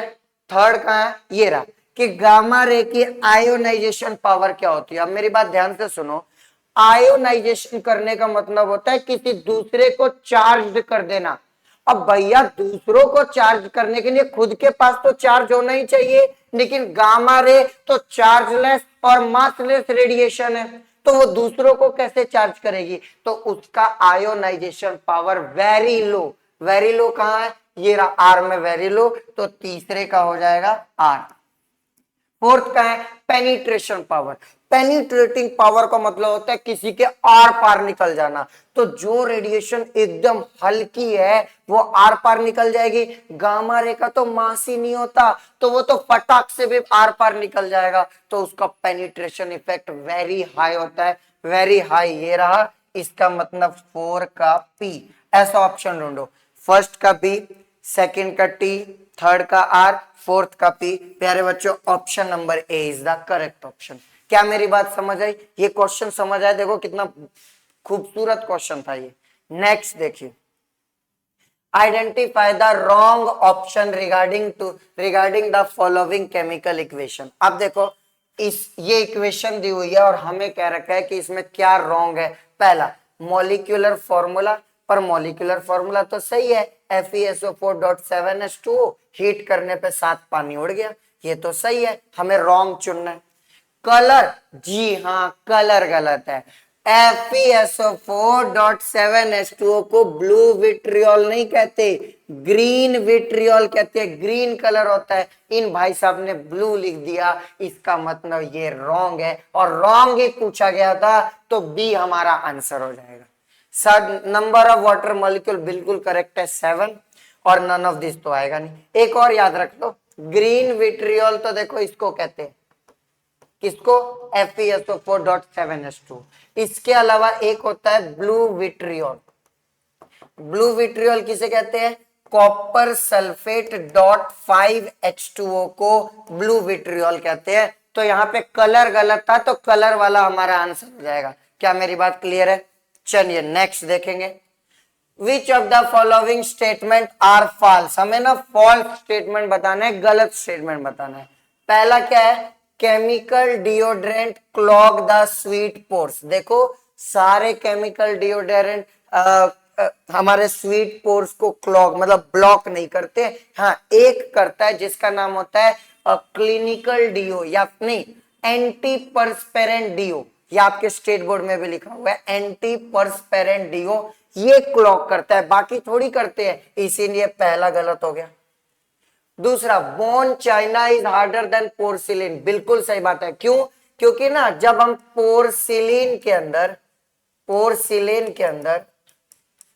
बोन ऐश, हड्डियों का ऐश मिक्स करते हैं तो बनता है बोन चाइना, और बोन चाइना पोर्स इससे हार्ड होता है।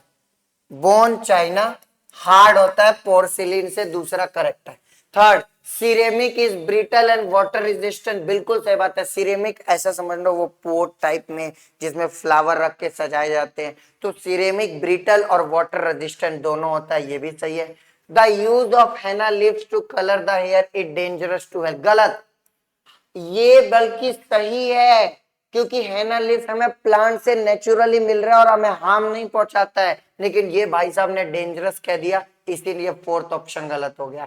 तो गलत ही पूछा था, एक फर्स्ट गलत, एक फोर्थ गलत, option number B is the correct option. ध्यान में रहेगा, ये सब स्टेट बोर्ड के चैप्टर से उठाया। नेक्स्ट देखिए, identify PQR in the following chemical reaction. बहुत इजी है, बहुत इजी। कैसे? देखो, पहली रिएक्शन है कि कैल्शियम हाइड्रोक्साइड को क्लोरीन गैस से रिएक्शन करवा रहा है, तो वाटर बन रहा है और साथ में पी बन रहा है। प्यारे बच्चों, यही तो ब्लीचिंग पाउडर बनाने का प्रिपरेशन है, क्योंकि जब हमारा स्लेक्ड लाइम क्लोरीन गैस से रिएक्शन करता है तो ब्लीचिंग पाउडर बना लेता है कैल्शियम ऑक्सीक्लोराइड। तो पी हमारा है ब्लीचिंग पाउडर कैल्शियम ऑक्सीक्लोराइड, यहां भी है यहां भी है। अब आ जाओ दूसरे रिएक्शन में, कह रहे हैं मैं Q की रिएक्शन करवा रहा हूं H2SO4 से, तो बन रहा है सोडियम सल्फेट और कार्बोनिक एसिड। अब यहां पे क्या आएगा, अब आराम से देखो, सल्फेट वाली चीज तो यहां है, हाइड्रोजन वाली चीज भी यहां है, क्या नहीं है जरा ध्यान से देखो, तो सोडियम नहीं है कार्बोनेट नहीं है, इसका मतलब यहां होगा सोडियम कार्बोनेट। अरे बहुत सिंपल सी बात थी यार, इसका मतलब Q हमारा सोडियम कार्बोनेट, Q हमारा सोडियम कार्बोनेट, ये रहा। आगे देखिए R, ये रहा। थर्ड रिएक्शन है कि कैल्शियम ऑक्सीक्लोराइड की रिएक्शन मैं किसी से करवा रहा हूं, R से करवा रहा हूं, तो calcium sulphate plus water plus chlorine. अब देखो क्लोरीन गैस तो यहां से आ गया, ये कैल्शियम एटम भी यहां से आ गया, लेकिन हाइड्रोजन और सल्फेट तो नहीं है, इसका मतलब R हाइड्रोजन और सल्फेट रहा होगा, और हाइड्रोजन और सल्फेट से बनता है सल्फ्यूरिक एसिड, इसका मतलब R sulphuric acid. Option number B is the correct option. क्या मेरी बात समझ आ रही है? बहुत इजी क्वेश्चन था, आप अंदाजे से बता सकते थे इसको। Next, pH of the solution of NaOH is 11. What will be the molarity of the solution? अब देखो NaOH इसका एक बेस है, और बेस का pH नहीं होता, POH होता है, लेकिन सवाल ने तो pH दिया है, तो मैं POH कैसे निकालूं? एक फॉर्मूला होता है pH plus POH is equal to 14, ये फॉर्मूला होता है। सवाल ने pH कितना दिया है 11, और मुझे निकालना है POH, तो प्यारे बच्चों POH यहां पे कितना आ जाएगा 3, यस और नो। अब क्योंकि कंसंट्रेशन तो OH की देखूंगा ना, तो POH आया मेरा 3, लेकिन उसने मुझसे पूछा है मोलैरिटी। अब मोलैरिटी क्या होगी? बहुत सिंपल है यार, जितना POH होता है ना उतने ही पावर में मोलैरिटी होती है, ये अंदाजा बता रहा हूं याद रखने के लिए। जितना POH होता है उतनी ही पावर में मोलैरिटी। अगर ये एसिड होता ना तो डायरेक्ट मैं लिखता कि pH 11 है तो कंसंट्रेशन 10 की पावर -11, पर ये तब लिखता जब एसिड होता। जब बेस आ जाए तो पहले pH को POH में बदलना है, फिर ये रिलेशन लिखना है। 10 की पावर -3 को 0.001 भी लिख सकते हैं, तो इसका आंसर आएगा 0.001, ऑप्शन नंबर सी। समझ आ रही है? शॉर्ट ट्रिक बताइए मैंने यहाँ पे क्या, कि अगर एसिड होता तो जितना pH होता है उतना ही पावर में मोलैरिटी होती है, और अगर बेस है तो पहले POH निकालो, फिर जितना POH होगा उतनी ही पावर में मोलैरिटी होगी। ये बहुत इंपॉर्टेंट था, ऑप्शन नंबर सी है, ठीक है। जैसे मान लो एक सवाल देता कि pH ऑफ HCl इज 3, तो अगर ये एसिड है तो जितना pH उतनी ही पावर में कंसंट्रेशन, तो 10 की पावर -3 मोलैरिटी आ जाती। समझ पाए मैं क्या कहना चाहता हूं? लेकिन बेस के लिए पहले आपको POH निकालना पड़ेगा, इतना करना पड़ेगा, ठीक है। Next, which of the following acid form acidic salt? अब एसिडिक सॉल्ट वो बनाएंगे जो स्ट्रॉन्ग होंगे। भैया हाइड्रोक्लोरिक एसिड स्ट्रॉन्ग एसिड है, सल्फ्यूरिक एसिड स्ट्रॉन्ग एसिड है, ये दो तो बनाएंगे। अब ये दोनों स्ट्रॉन्ग में नहीं आते, लेकिन अगर इन दोनों में देखा जाए तो कार्बोनिक एसिड एक वीक एसिड है, और ये माइल्ड बेस है, माइल्ड एसिड है। माइल्ड एसिड का मतलब बीच का, ना स्ट्रॉन्ग ना वीक। तो 3 ऑप्शन चुनने हैं, तो पहला तीसरा चौथा ही आएगा ना, क्योंकि कार्बोनिक एसिड तो एक वीक एसिड होता है, और वीक एसिड एसिडिक सॉल्ट कौन कैसे बनाएगा? एसिडिक सॉल्ट तो वही बनाएगा जो स्ट्रॉन्ग होगा, इसीलिए पहला तीसरा चौथा। समझ आया? फॉस्फोरिक स्ट्रॉन्ग नहीं था, पर कार्बोनिक से ज्यादा स्ट्रॉन्ग है, और हमें ऑप्शन के हिसाब से 3 लोगों को चुनना है, इसीलिए फॉस्फोरिस को भी चुनना पड़ रहा है। समझ आ रहा है? चलिए आगे बढ़ते। Next, which of the following statement is most suitable for graphite that is used to making lubricant. Graphite को लुब्रिकेंट की तरह यूज करते हैं। लुब्रिकेंट का मतलब समझते हो, मशीन के बीच में फ्रिक्शन को कम करने के लिए हम लुब्रिकेंट की तरह यूज करते हैं इसको। आओ इसके बारे में चेक करते हैं। It has a high melting point and slippery nature. बिल्कुल सही बात है। अरे ग्रेफाइट का पता है क्या होता है, एक लेयर, ऐसी एक लेयर होती है, एक लेयर ऐसी पूरी, और फिर नीचे एक लेयर होती है, और इन लेयर के बीच में थोड़ा थोड़ा अट्रैक्शन होता है। तो एक लेयर दूसरी लेयर पे स्लाइड कर रही है, स्लिपरी नेचर है, इसीलिए लुब्रिकेंट का काम आता है। ऑप्शन तो देखो पहला ही आएगा। ये कह रहा है graphite does not dissolve in most of the solvent. अबे सॉल्वेंट में घुले ना घुले, इसका लुब्रिकेंट से क्या लेना देना? दूसरा गलत। It is a good conductor of electricity. Electricity conduct करे ना करे, लुब्रिकेंट से क्या लेना देना है? द डेंसिटी, इतनी डेंसिटी का भी कोई लेना देना नहीं है। लेना देना ये है कि उसकी स्लिपरी नेचर है, चिकनाहट होगी तभी तो फ्रिक्शन को कम कर पाएगा, इसीलिए ऑप्शन नंबर है। नेक्स्ट देखिए, which of the following phenomena occur when small amount of acid is added to water. जब पानी के अंदर थोड़ा सा एसिड डाला जाएगा तो क्या होगा? आयोनाइजेशन होगा। क्यों? एसिड को जैसे ही पानी में डाला जाएगा वो H+ रिलीज करेगा, तो आयोनाइजेशन होगा। रिएक्शन तो होगी नहीं यहां पे, तो सॉल्ट फॉर्मेशन नहीं होगा। डाइल्यूशन, हाँ, अगर एसिड को पानी में डाल रहे हो तो एसिड कंसंट्रेशन से डाइल्यूट बनता है। जितना ज्यादा पानी ऐड करते हैं एसिड उतना ज्यादा डाइल्यूट होता है, तो डाइल्यूशन तो हो रहा है। डाइल्यूशन का मतलब ही होता है वाटर है, वाटर में डालना। न्यूट्रलाइजेशन तो होगा नहीं, रिएक्शन नहीं हो रही, तो एक आयोनाइजेशन हो रहा है, एक डाइल्यूशन हो रहा है, पहला और तीसरा 43 का सी ऑप्शन आएगा। क्लियर है क्या? बहुत इजी था ये। Next, zinc granules on treating with sulphuric acid. जब जिंक की रिएक्शन करवाई जा रही है सल्फ्यूरिक एसिड के साथ, तो वो बना रहा है पी और क्यू गैस। तो बताइए पी और क्यू क्या है? सिंपल सी बात है, मेटल जब भी एसिड से रिएक्शन करता है हाइड्रोजन गैस रिलीज करता है, तो क्यू हमारा आ गया हाइड्रोजन गैस, और बच क्या गया? जिंक और सल्फेट। अगर मैं जिंक और सल्फेट के बीच में फॉर्मूला बनाऊं, जिंक की वैलेंसी 2 होती है, सल्फेट की वैलेंसी 2 होती है, तो सिंपलेस्ट रेशियो में 2 1 जा 2, 2 1 जा 2, क्रॉस मल्टीप्लाई करवाया, फॉर्मूला आ गया ZnSO4, जो कि हमारा P होगा। तो P हमारा जिंक सल्फेट और Q हमारा हाइड्रोजन। ऑप्शन नंबर 4 ऐसा है जिसमें P zinc sulphate, Q hydrogen. बहुत सिंपल था यार, ये तो 1 सेकंड में हो जाता है ऐसा सवाल तो।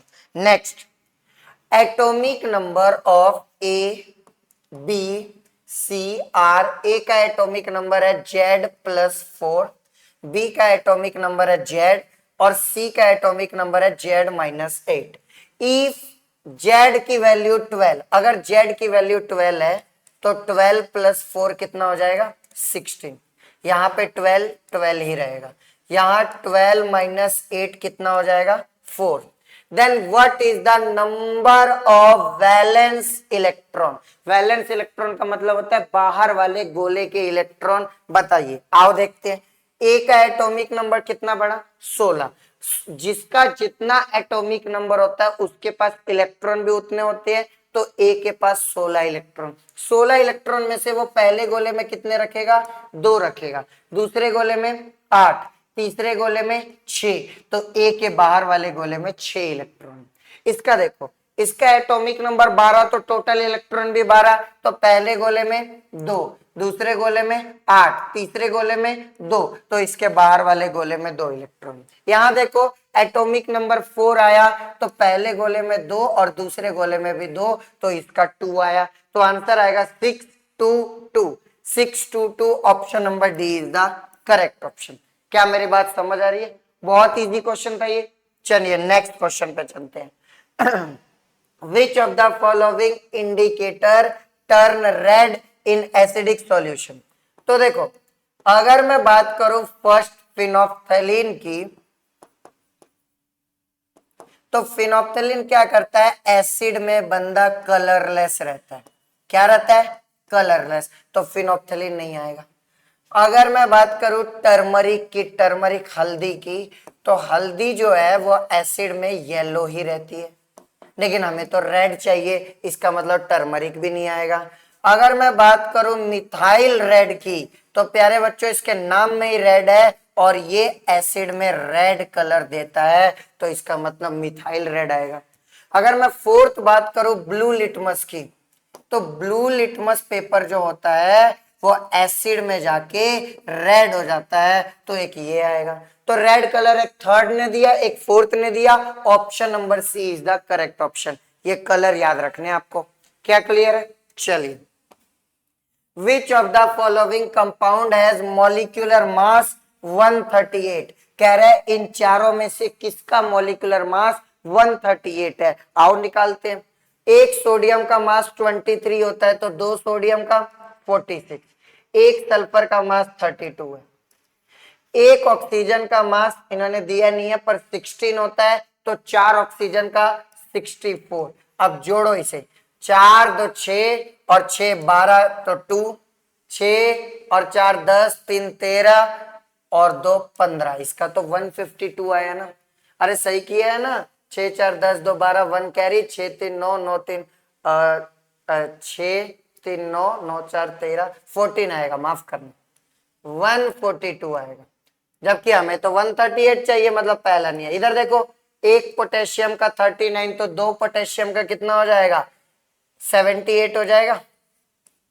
एक कार्बन का 12, एक ऑक्सीजन का 16 होता है, तो तीन का 48, इसको जोड़ो, 8 और 2 10 और 8 18, एक कैरी, 4 और 1 5 और 7 5 12 और 1 13, 138 आ गया प्यारे बच्चों। K2SO4, CO2 का निकालेंगे, एक कार्बन का 12, एक ऑक्सीजन का 16, तो दो का 32, 32 प्लस 12 44 आ गया। इसका देखो, एक मैग्नीशियम का 24 और एक क्लोरीन का इन्होंने दिया नहीं है, 35.5 होता है, तो दो क्लोरीन का 71, इसको जोड़े तो 4 और 1 5 और 7 और 2 2 95, 138 एक ही ऑप्शन में है, तो 47 का बी हो जाएगा। क्लियर है क्या सभी को? चलिए next, the molecular formula of chloride of element Y। कह रहा है Y जब क्लोरीन के साथ जुड़ रहा है तो उसका फॉर्मूला है YCl3। तो बताइए Y का फॉर्मूला ऑक्सीजन से कैसा होगा, क्योंकि ऑक्साइड बनाना है। अब तुम खुद देखो, क्लोरीन की वैलेंसी तो 1 होती है, अब ये 3 कहीं ना कहीं यहां से आया होगा, क्योंकि फॉर्मूला बनाने के लिए तो क्रॉस मल्टीप्लाई होता है। तो ये 3 जो क्लोरीन के नीचे है, ये Y का ही वैलेंसी होगा ना, तो इसका मतलब पता चल गया Y की वैलेंसी 3, तो Y के नीचे रख दो Y की वैलेंसी 3। ऑक्सीजन की वैलेंसी 2 होती है, तो जब आप क्रॉस मल्टीप्लाई करोगे तो Y 2 बार, ऑक्सीजन 3 बार, Y2O3, option number C is the correct option.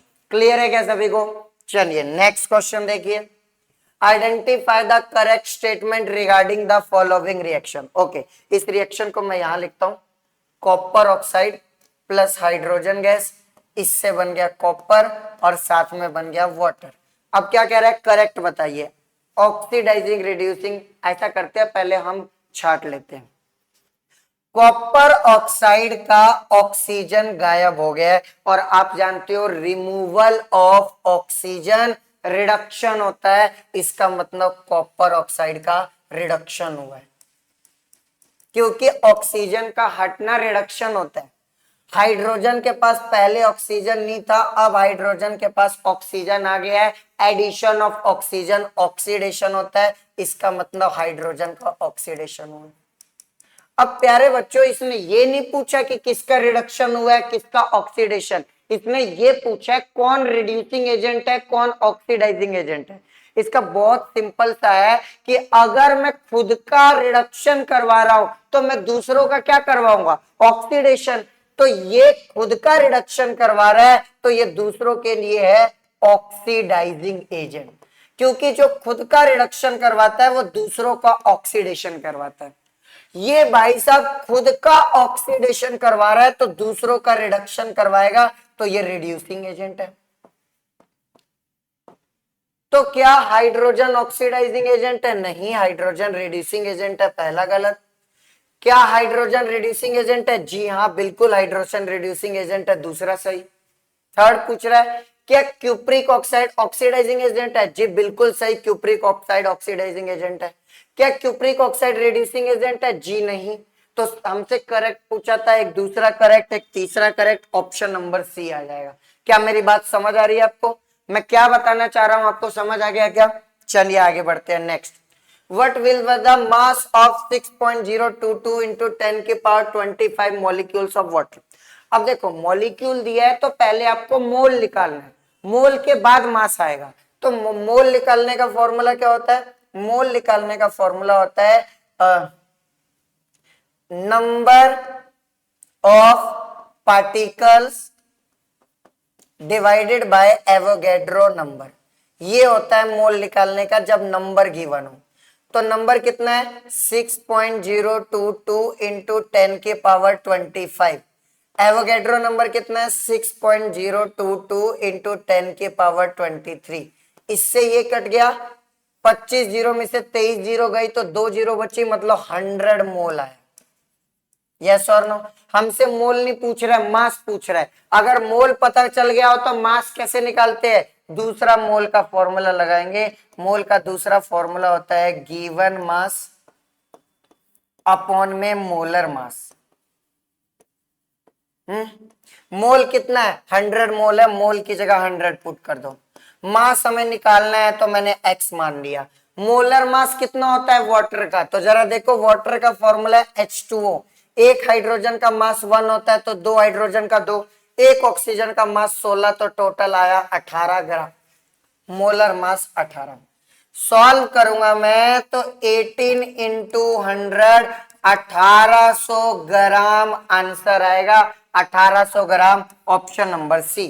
क्या बहुत इजी क्वेश्चन था? पहले मुझे मोल निकालना था, फिर मास निकाल लेना था। दो फॉर्मूले यूज हुए यहाँ पे, ध्यान से चेक कर लो आप। समझ आ रहा है क्या? चलिए आगे बढ़ते हैं। Next, identify the balanced chemical equation. हमें बैलेंस्ड केमिकल इक्वेशन बतानी है। तो आप देखो, यहां पे देखो, 2 सोडियम बराबर है, 2 हाइड्रोजन, 2 हाइड्रोजन बराबर है, एक और एक, 2 ऑक्सीजन, 2 ऑक्सीजन। ये रिएक्शन पूरी तरह से बैलेंस है। सेकंड चेक करो, 2 सोडियम, 2 सोडियम, 2 ऑक्सीजन यहां, 1 ऑक्सीजन यहां, 3 ऑक्सीजन, लेकिन इधर तो 4 ऑक्सीजन हो गए। ये रिएक्शन बैलेंस नहीं है। इधर आ जाओ, 2 सोडियम, 2 सोडियम, एक और एक, 2 ऑक्सीजन, लेकिन यहां तो एक ही ऑक्सीजन है। ये भी रिएक्शन बैलेंस नहीं है। इधर आ जाओ, 2 सोडियम, ये एक ही सोडियम दे रहा है, ये भी रिएक्शन बैलेंस नहीं है। एक ही रिएक्शन बैलेंस थी, इसीलिए option number A is the correct option. Clear है क्या सभी को? आइए नेक्स्ट देखिए। Choose the correct group of compound having triple bond between a carbon atom. देखो मैं बताता हूं, अगर कार्बन कार्बन सिंगल बॉन्ड होता है ना, तो आपको किसी के नाम के पीछे एन लगा हुआ मिलेगा। अगर कार्बन कार्बन डबल बॉन्ड होता है ना, तो आपको किसी नाम के पीछे इन लगा हुआ मिलेगा।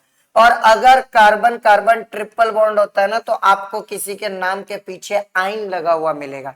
इसने हमसे पूछा ट्रिपल बॉन्ड, तो जिसके जिसके नाम के पीछे सॉरी जिसके नाम के पीछे आइन है वही तो बनाएगा ट्रिपल बॉन्ड। तो देखो, एक आइन Y में है, एक आइन Z में है, X में आइन नहीं है, Y में आइन नहीं है, मतलब Y और Z के अंदर ट्रिपल बॉन्ड होगा। तो ऑप्शन नंबर सी आ जाएगा, Y एंड Z। क्लियर है क्या सभी को? बहुत इजी था ये। चलिए आगे बढ़ते हैं। Complete the following analogy. इस एनालॉगी को कंप्लीट करना है। सोडियम बाइकार्बोनेट का फॉर्मूला है NaHCO3, तो सोडियम जिंकेट का फॉर्मूला क्या होगा? तो सोडियम जिंकेट का फॉर्मूला होता है NaZnO2।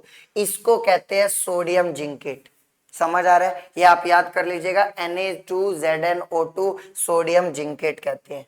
नेक्स्ट, स्टेटमेंट वाला सवाल है। स्टेटमेंट 1 है कि iron react with oxygen to form reddish colour iron oxide. बिल्कुल सही बात है। Fe2O3 रेडिश ब्राउन कलर का होता है। जब आयरन ऑक्सीजन से रिएक्शन करता है तो वो बनाता है Fe2O3 रेडिश ब्राउन कलर, बिल्कुल सही बात है ये।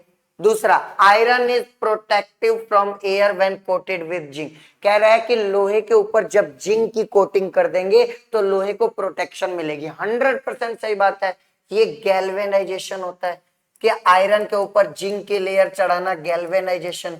तो दोनों स्टेटमेंट सही है, ये भी सही है, ये भी सही है, तो इसका आंसर आएगा both the statement are true, option number C. Clear है क्या? चलिए आगे बढ़ेंगे। नेक्स्ट है, which of the following metal liberate hydrogen gas when reacted with dilute hydrochloric acid as well as caustic soda. हमें ना ऐसा मेटल ढूंढना है जो HCl से भी रिएक्शन करे, NaOH से भी रिएक्शन करे। HCl एसिड होता है और NaOH बेस होता है, मतलब हमें ऐसा मेटल ढूंढना है जो एसिड से भी रिएक्शन करे, बेस से भी रिएक्शन करे। तो ऐसे मेटल को तो एम्फोटेरिक मेटल कहते हैं, क्योंकि एम्फोटेरिक मेटल ही वो मेटल है जो एसिड और बेस दोनों से रिएक्शन करते हैं। और एग्जाम्पल क्या है एम्फोटेरिक मेटल के? Tin, lead, aluminium, zinc, beryllium. ये tin, lead, aluminium, zinc, beryllium आओ ढूंढते हैं। क्या सोडियम और पोटेशियम इधर है? नहीं। क्या जिंक है? हाँ जिंक है। क्या एल्यूमिनियम है, ये करेक्ट है। Fe और Mn नहीं है, कॉपर और Ag नहीं है, एक ही ऑप्शन है Zn और Al।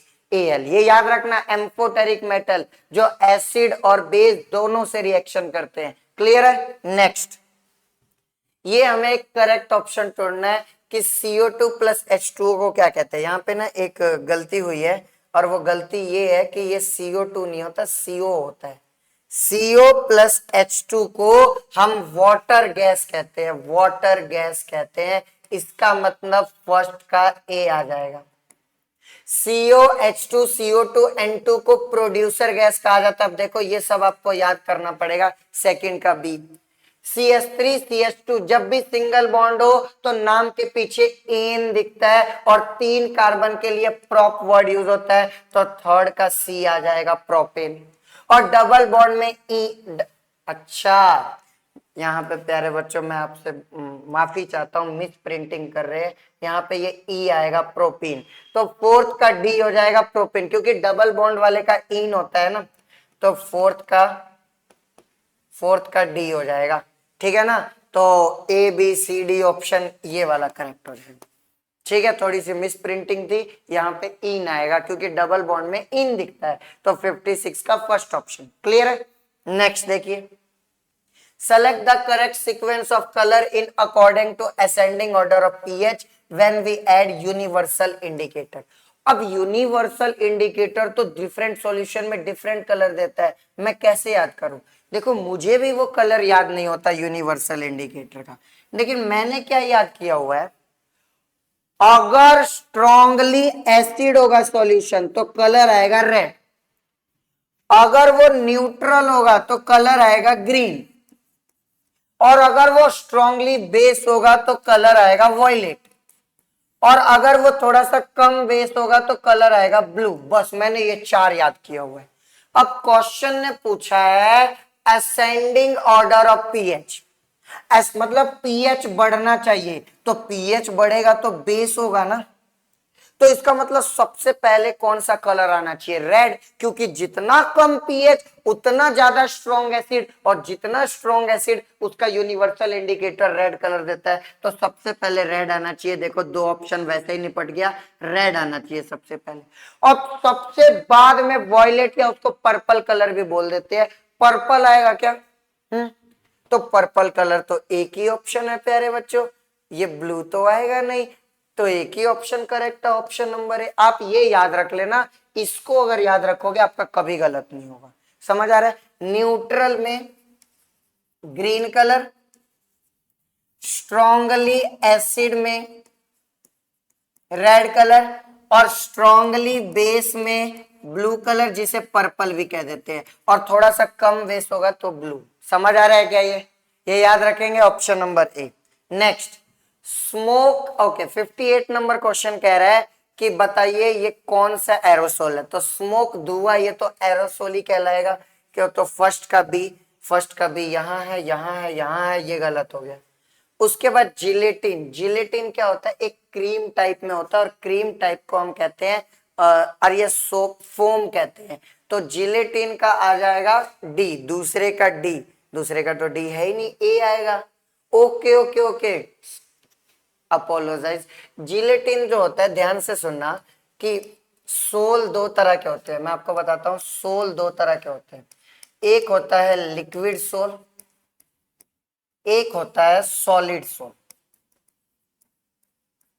लिक्विड सोल का मतलब है कि जब सॉलिड लिक्विड में मिक्स हो तो उसे लिक्विड सोल कहते हैं, और जब सॉलिड सॉलिड में मिक्स हो तो उसे सॉलिड सोल कहते हैं।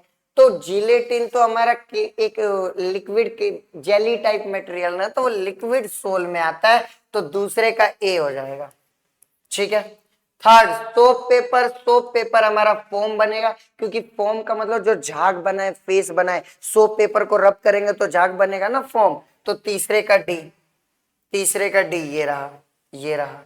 मिल्क इमल्सन होता है, लिक्विड लिक्विड के मिलने से बनता है, फोर्थ का सी, फोर्थ का सी। माफी चाहूंगा मैं, ये दो ऑप्शन इन्होंने सेम सेम कर दिए हैं, लेकिन आंसर यही आएगा, B A D C, B A D C. मैं लिख भी देता हूं आंसर, पहले का बी, सेकंड का ए, थर्ड का सोप पेपर का डी, और फोर्थ का सी।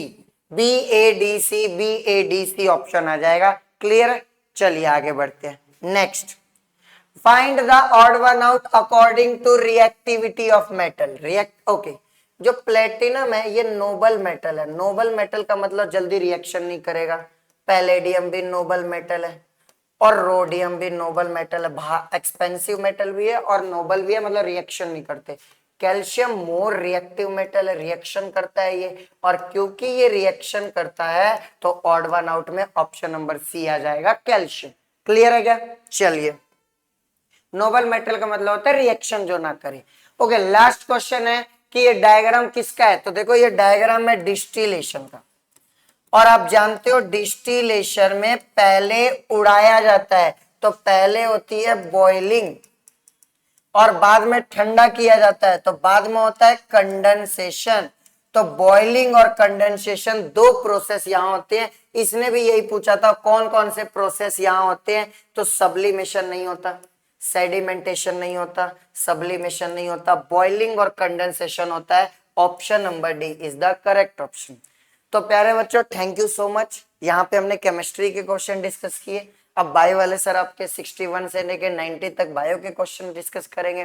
तब तक के लिए पढ़ते रहिए। Thank you so much.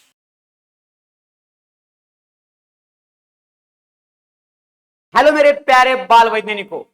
तो देखो बेटा, 2020 का जो क्वेश्चन पेपर है बेटा, तो उसके अंदर के बायोलॉजी सेक्शन के जो कोई क्वेश्चन है वो क्वेश्चन हम क्या करेंगे, डिस्कस करेंगे। ठीक है, तो देखो क्वेश्चन नंबर 61 से बेटा की 90 तक क्या है, तो हमारा बेटा की बायोलॉजी का सेक्शन है। ठीक है, तो देखो कि क्वेश्चन नंबर 61 क्या कहता है, in which of the following methods of food production aluminium phosphide is used.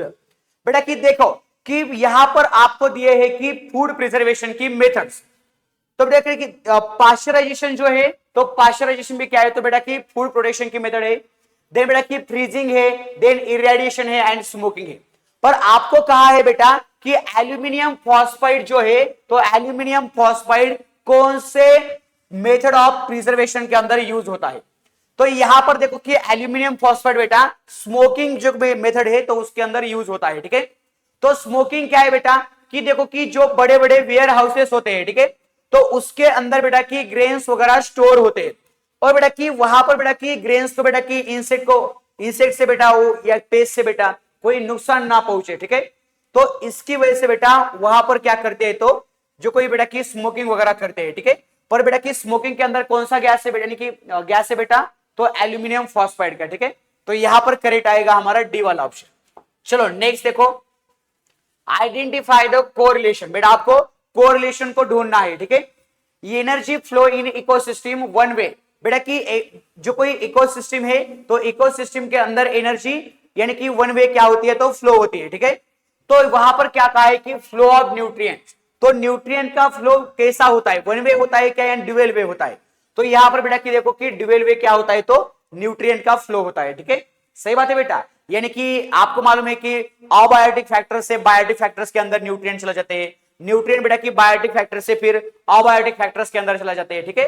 तो न्यूट्रिएंट का फ्लो बेटा की कैसा है तो ड्यूअल वे है, ठीक है। तो सेकंड ऑप्शन हमारा करेक्ट है। देन देखो कि नेक्स्ट क्वेश्चन क्या है, by which process from the following does the plants root absorb the water from the soil. बेटा कि आपको मालूम है कि ये प्लांट है, ठीक है, और ये प्लांट के क्या है बेटा कि ये रूट्स वगैरह है, ठीक है। तो देखो यहां पर क्या है बेटा कि बाहर यानी कि जो रूट्स है तो रूट्स के कांटेक्ट में क्या है बेटा कि वाटर यहां पर क्या है तो मॉलिक्यूल ज्यादा है, ठीक है। यानी कि बेटा कि वाटर मॉलिक्यूल ज्यादा है तो यहां पर बेटा कि वाटर का कॉन्सेंट्रेशन कैसा है तो हाई कॉन्सेंट्रेशन है, ठीक है। और आपको मालूम है बेटा कि वाटर जो है तो हाई कॉन्सेंट्रेशन से लो कॉन्सेंट्रेशन की तरफ क्या होता है बेटा कि फ्लो होता है, ठीक है। तो रूट के अंदर क्या है बेटा कि वाटर का कॉन्सेंट्रेशन लो है और बेटा कि बाहर क्या है तो वाटर का कॉन्सेंट्रेशन ज्यादा है, ठीक है। तो देखो बेटा कि वाटर हायर कॉन्सेंट्रेशन से लोअर कॉन्सेंट्रेशन की तरफ क्या होता है बेटा फ्लो होता है, ठीक है। तो बेटा कि सुनो यहां पर क्या है तो एंडोऑस्मोसिस हो रहा है, क्या हो रहा है यहां पर एंडोऑस्मोसिस हो रहा है, ठीक है।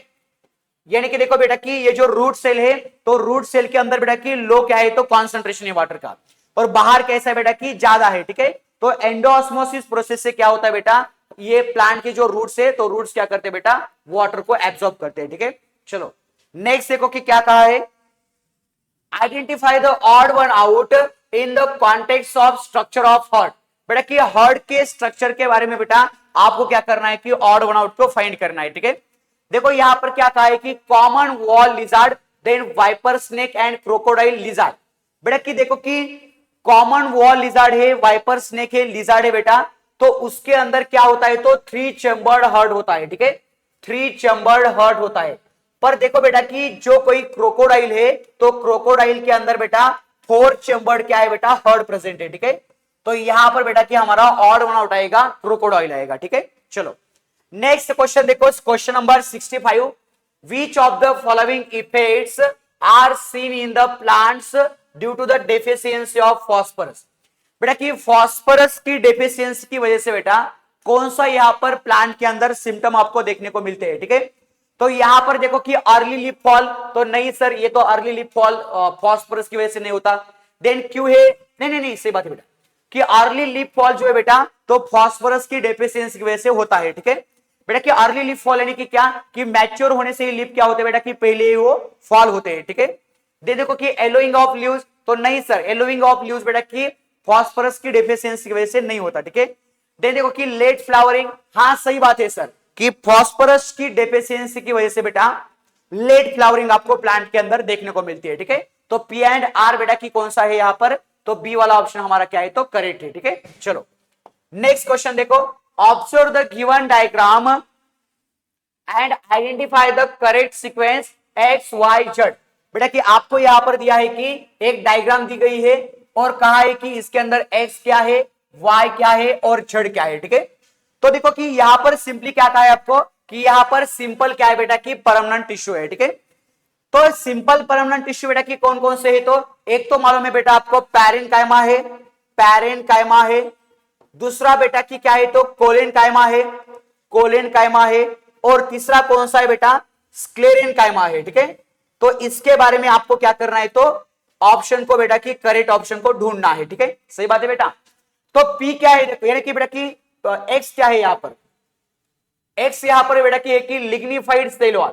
बेटा कि लिग्निफाइड सेल वॉल किसकी होती है, एक्स क्या है बेटा लिग्निफाइड सेल वॉल, तो लिग्निफाइड सेल वॉल बेटा कि एक्स की है। देन बेटा कि वाई का क्या है तो थीन सेल वॉल है और बेटा कि जेड का क्या है बेटा कि थिक सेल वॉल है, ठीक है। तो आपको मालूम बेटा कि थीन सेल वॉल किसकी होती है तो पैरेन्काइमा की होती है, ठीक है, पैरेन्काइमा की। और बेटा कि थिक सेल वॉल किसकी होती है तो स्क्लेरेनकाइमा की होती है, ठीक है, स्क्लेरेनकाइमा की।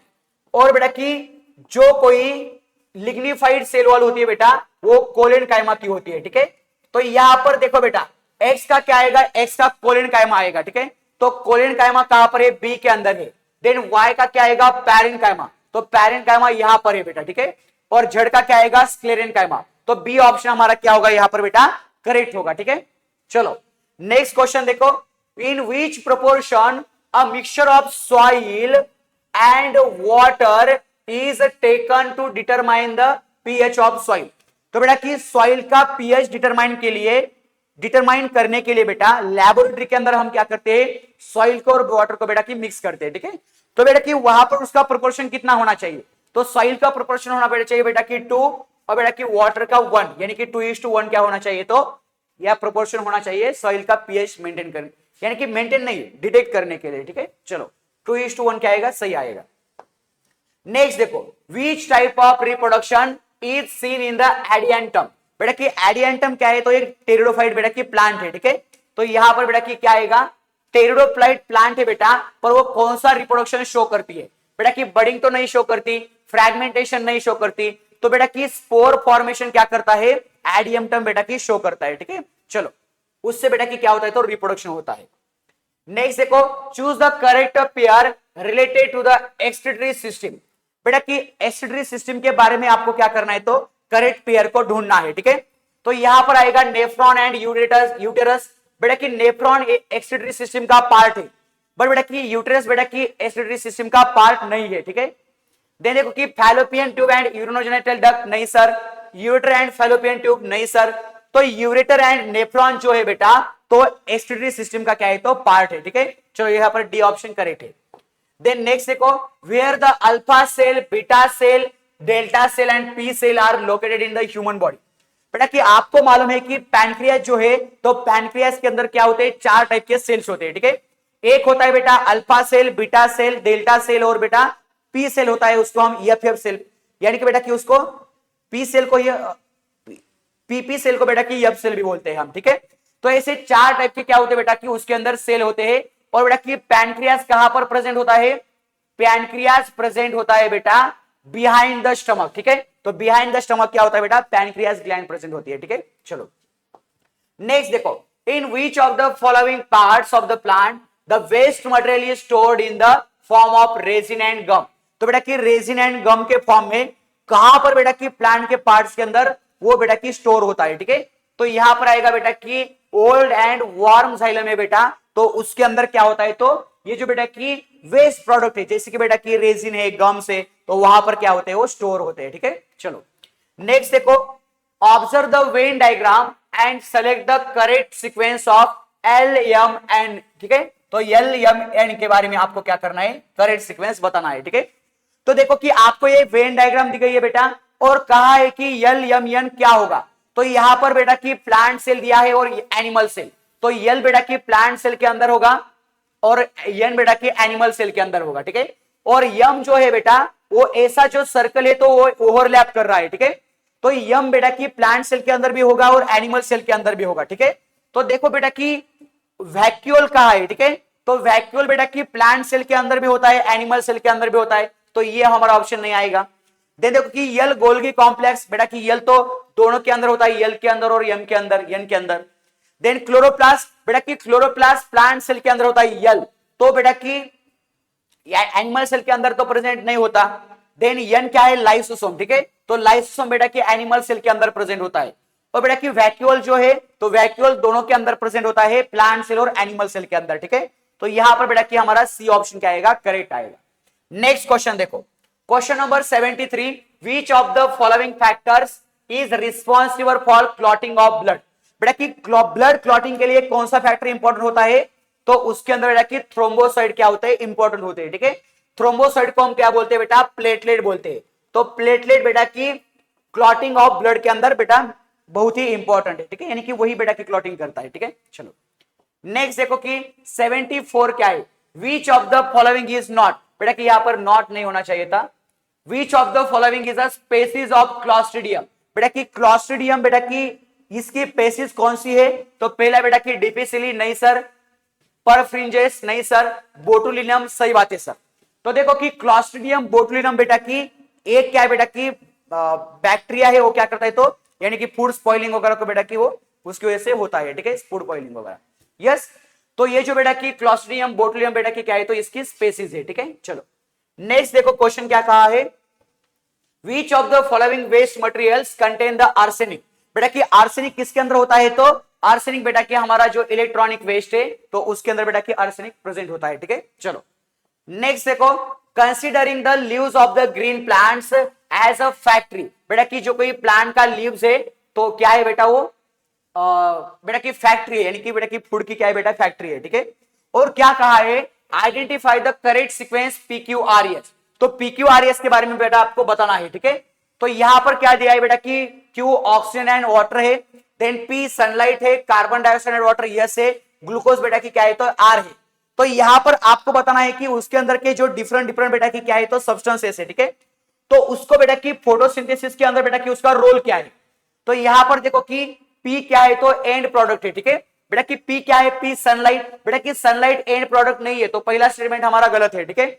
दूसरा देखो कि P क्या है, P बाय प्रोडक्ट है क्या, सनलाइट बाय प्रोडक्ट नहीं है सर, तो सेकंड ऑप्शन हमारा करेक्ट इनकरेक्ट है। देन P क्या है तो रॉ मटेरियल, बेटा कि P रॉ मटेरियल नहीं है सर, तो P बेटा कि P क्या है बेटा, तो P हमारा पावर है, ठीक है। बेटा कि पावर यानी कि क्या, सनलाइट बेटा की एनर्जी है, ठीक है, लाइट एनर्जी है। दूसरी चीज क्या बेटा कि Q क्या है, Q बाय प्रोडक्ट है सर, बेटा कि Q, हाँ सही बात है, ऑक्सीजन एंड वाटर क्या है बेटा की फोटोसिंथेसिस के अंदर का बाय प्रोडक्ट है, ठीक है। तो यहां पर बेटा की Q सही है। देन R क्या है तो R एंड प्रोडक्ट है, तो ग्लूकोज एंड शुगर बेटा की क्या है तो एंड प्रोडक्ट है, ठीक है। और बेटा की यस क्या है तो यस रॉ मटेरियल है, कार्बन डाइऑक्साइड एंड वाटर क्या है बेटा रॉ मटेरियल है, तो डी ऑप्शन हमारा करेक्ट आएगा, ठीक है। चलो नेक्स्ट क्वेश्चन देखो, which of the following is an important neurotransmitter produced at the tip of the nerve fibre, बेटा कि आपको मालूम है कि जो नर्व सेल होती है तो उसके बेटा की टिप के ऊपर एक क्या होता है कि न्यूरोट्रांसमीटर होता है, ठीक है। और वो न्यूरोट्रांसमीटर का बेटा की नाम क्या है तो एसिटिल कोलिन है, ठीक है। तो एसिटिल कोलिन क्या है बेटा, एक न्यूरोट्रांसमीटर है, ठीक है। चलो नेक्स्ट क्वेश्चन देखो, which of the following chromosomal conditions is seen in a person suffering from Turner syndrome, बेटा कि टर्नर सिंड्रोम जो है बेटा, तो टर्नर सिंड्रोम बेटा की फीमेल्स के अंदर आपको देखने को मिलता है, ठीक है। तो उसके अंदर क्या होता है बेटा कि 44 क्रोमोसोम होते हैं, और साथ में साथ बेटा उनका बेटा की एक जो एक्स क्रोमोसोम है बेटा, तो एक्स क्रोमोसोम क्या होता है बेटा गायब होता है, ठीक है। यस, तो बेटा की ऐसी कंडीशन आपको देखने को मिलती है टर्नर सिंड्रोम के अंदर 44 प्लस एक्स, तो बेटा की डी ऑप्शन क्या है करेक्ट है। और 44 एक्स बेटा की टर्नर सिंड्रोम के बेटा जो कोई फीमेल्स होती है वो फीमेल्स बेटा की सेक्सुअली क्या होती है तो स्टेराइल होती है, ठीक है। चलो यस 79 क्वेश्चन देखो, which of the following divisions is equisetum belongs to, बेटा की इक्विसिटम क्या है तो इक्विसिटम बेटा की क्या है तो टेरिडोफाइट है, ठीक है। तो यहां पर बेटा की टेरिडोफाइट को करेक्ट करो। चलो नेक्स्ट क्या है, which of the following pairs of diseases is caused by contaminated water and food, बेटा कि कंटेमिनेटेड वाटर एंड फूड से कौन सी बेटा की बीमारी होती है, तो यहां पर देखो कि हेपेटाइटिस एंड लेप्रोसी, तो लेप्रोसी बेटा की कंटेमिनेटेड वाटर एंड फूड से नहीं होता। देन न्यूमोनिया एंड इन्फ्लुएंजा, बेटा कि ये भी कंटेमिनेटेड फूड एंड वाटर से नहीं होता। मिसल्स एंड कॉलरा, बेटा कि कॉलरा होता है पर मिसल्स नहीं होता, ठीक है। देन हेपेटाइटिस एंड कॉलरा, तो सही बात है सर, हेपेटाइटिस एंड कॉलरा क्या होता है बेटा कंटेमिनेटेड वाटर एंड फूड से होता है, ठीक है। चलो नेक्स्ट देखो question number 81, identify the correct pair from the following, बेटा कि आपको करेक्ट पेयर को ढूंढना है, ठीक है। क्लैमिडोमोनास क्या है बेटा एक अलगी है, सही बात है। एस्परजिलस फंगस है सर, सही बात है। देन बेटा कि वोल्वॉक्स क्या है बेटा, वोल्वॉक्स प्रोटिस्टा है, सही बात है सर। और बैक्टीरियोफाज क्या है बेटा वायरस है, बेटा कि बैक्टीरियोफाज क्या होता है तो बेटा कि जो वायरस यानी कि क्या करता है तो बैक्टीरिया को अटैक करता है, ठीक है, उसको हम क्या बोलते हैं बैक्टीरियोफाज बोलते हैं। तो यहां पर बेटा कि ऑल ऑफ दिस क्या है तो यहां पर करेक्ट है, ठीक है। चलो नेक्स्ट देखो कि क्वेश्चन नंबर 82, बेटा कि यहां पर दिया है कि कंप्लीट द एनालॉजी, तो यहां पर बर्ड फ्लू क्या है बेटा कि उसका स्ट्रेन है H5N1, ठीक है। तो बेटा कि ये क्या है तो बर्ड फ्लू का स्ट्रेन है। तो स्वाइन फ्लू का स्ट्रेन कौन सा है बेटा, तो स्वाइन फ्लू का बेटा की स्ट्रेन है H1N1, ठीक है। चलो नेक्स्ट देखो कि क्वेश्चन नंबर 83 क्या कहा है, on the basis of pyramid of energy which of the following transfers least energy to the next level, बेटा कि देखो कि आपको मालूम है कि जो एनर्जी पिरामिड होता है तो उसके अंदर बेटा कि देखो यहां पर एनर्जी पिरामिड है, तो ये जो प्रोड्यूसर होता है बेटा, तो प्रोड्यूसर बेटा की कौन है, यहां पर प्रोड्यूसर हमारा बेटा की फाइटोप्लैंक्टन है, ठीक है। फाइटोप्लैंक्टन है, फाइटोप्लैंक्टन, बेटा कि फाइटोप्लैंक्टन के पास क्या है तो ज्यादा से ज्यादा एनर्जी है, ठीक है। बेटा कि उसको बेटा कि कौन यानी कि खाता है ज़ूप्लैंक्टन खाता है, ठीक है। तो बेटा कि ज़ूप्लैंक्टन के पास थोड़ा सा एनर्जी गई उसके पास यानी कि फाइटोप्लैंक्टन से।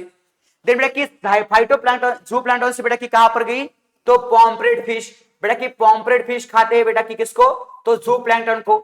और बेटा की नेक्स्ट आएगा बियर, तो सबसे बेटा की एनर्जी किसको कम मिलेगी, तो बियर को मिलेगी, ठीक है। तो यहां पर बेटा की ऑप्शन क्या है, तो बियर हमारा करेक्ट है, ठीक है। चलो, और सबसे बेटा की ज्यादा एनर्जी किसके पास है, तो फाइटोप्लैंक्टन के पास है, ठीक है। चलो, हाँ, in sickle cell anaemia if father is the carrier, बेटा कि देखो कि सिकल सेल एनीमिया क्या है, तो एक डिसीज, एक बीमारी है बेटा।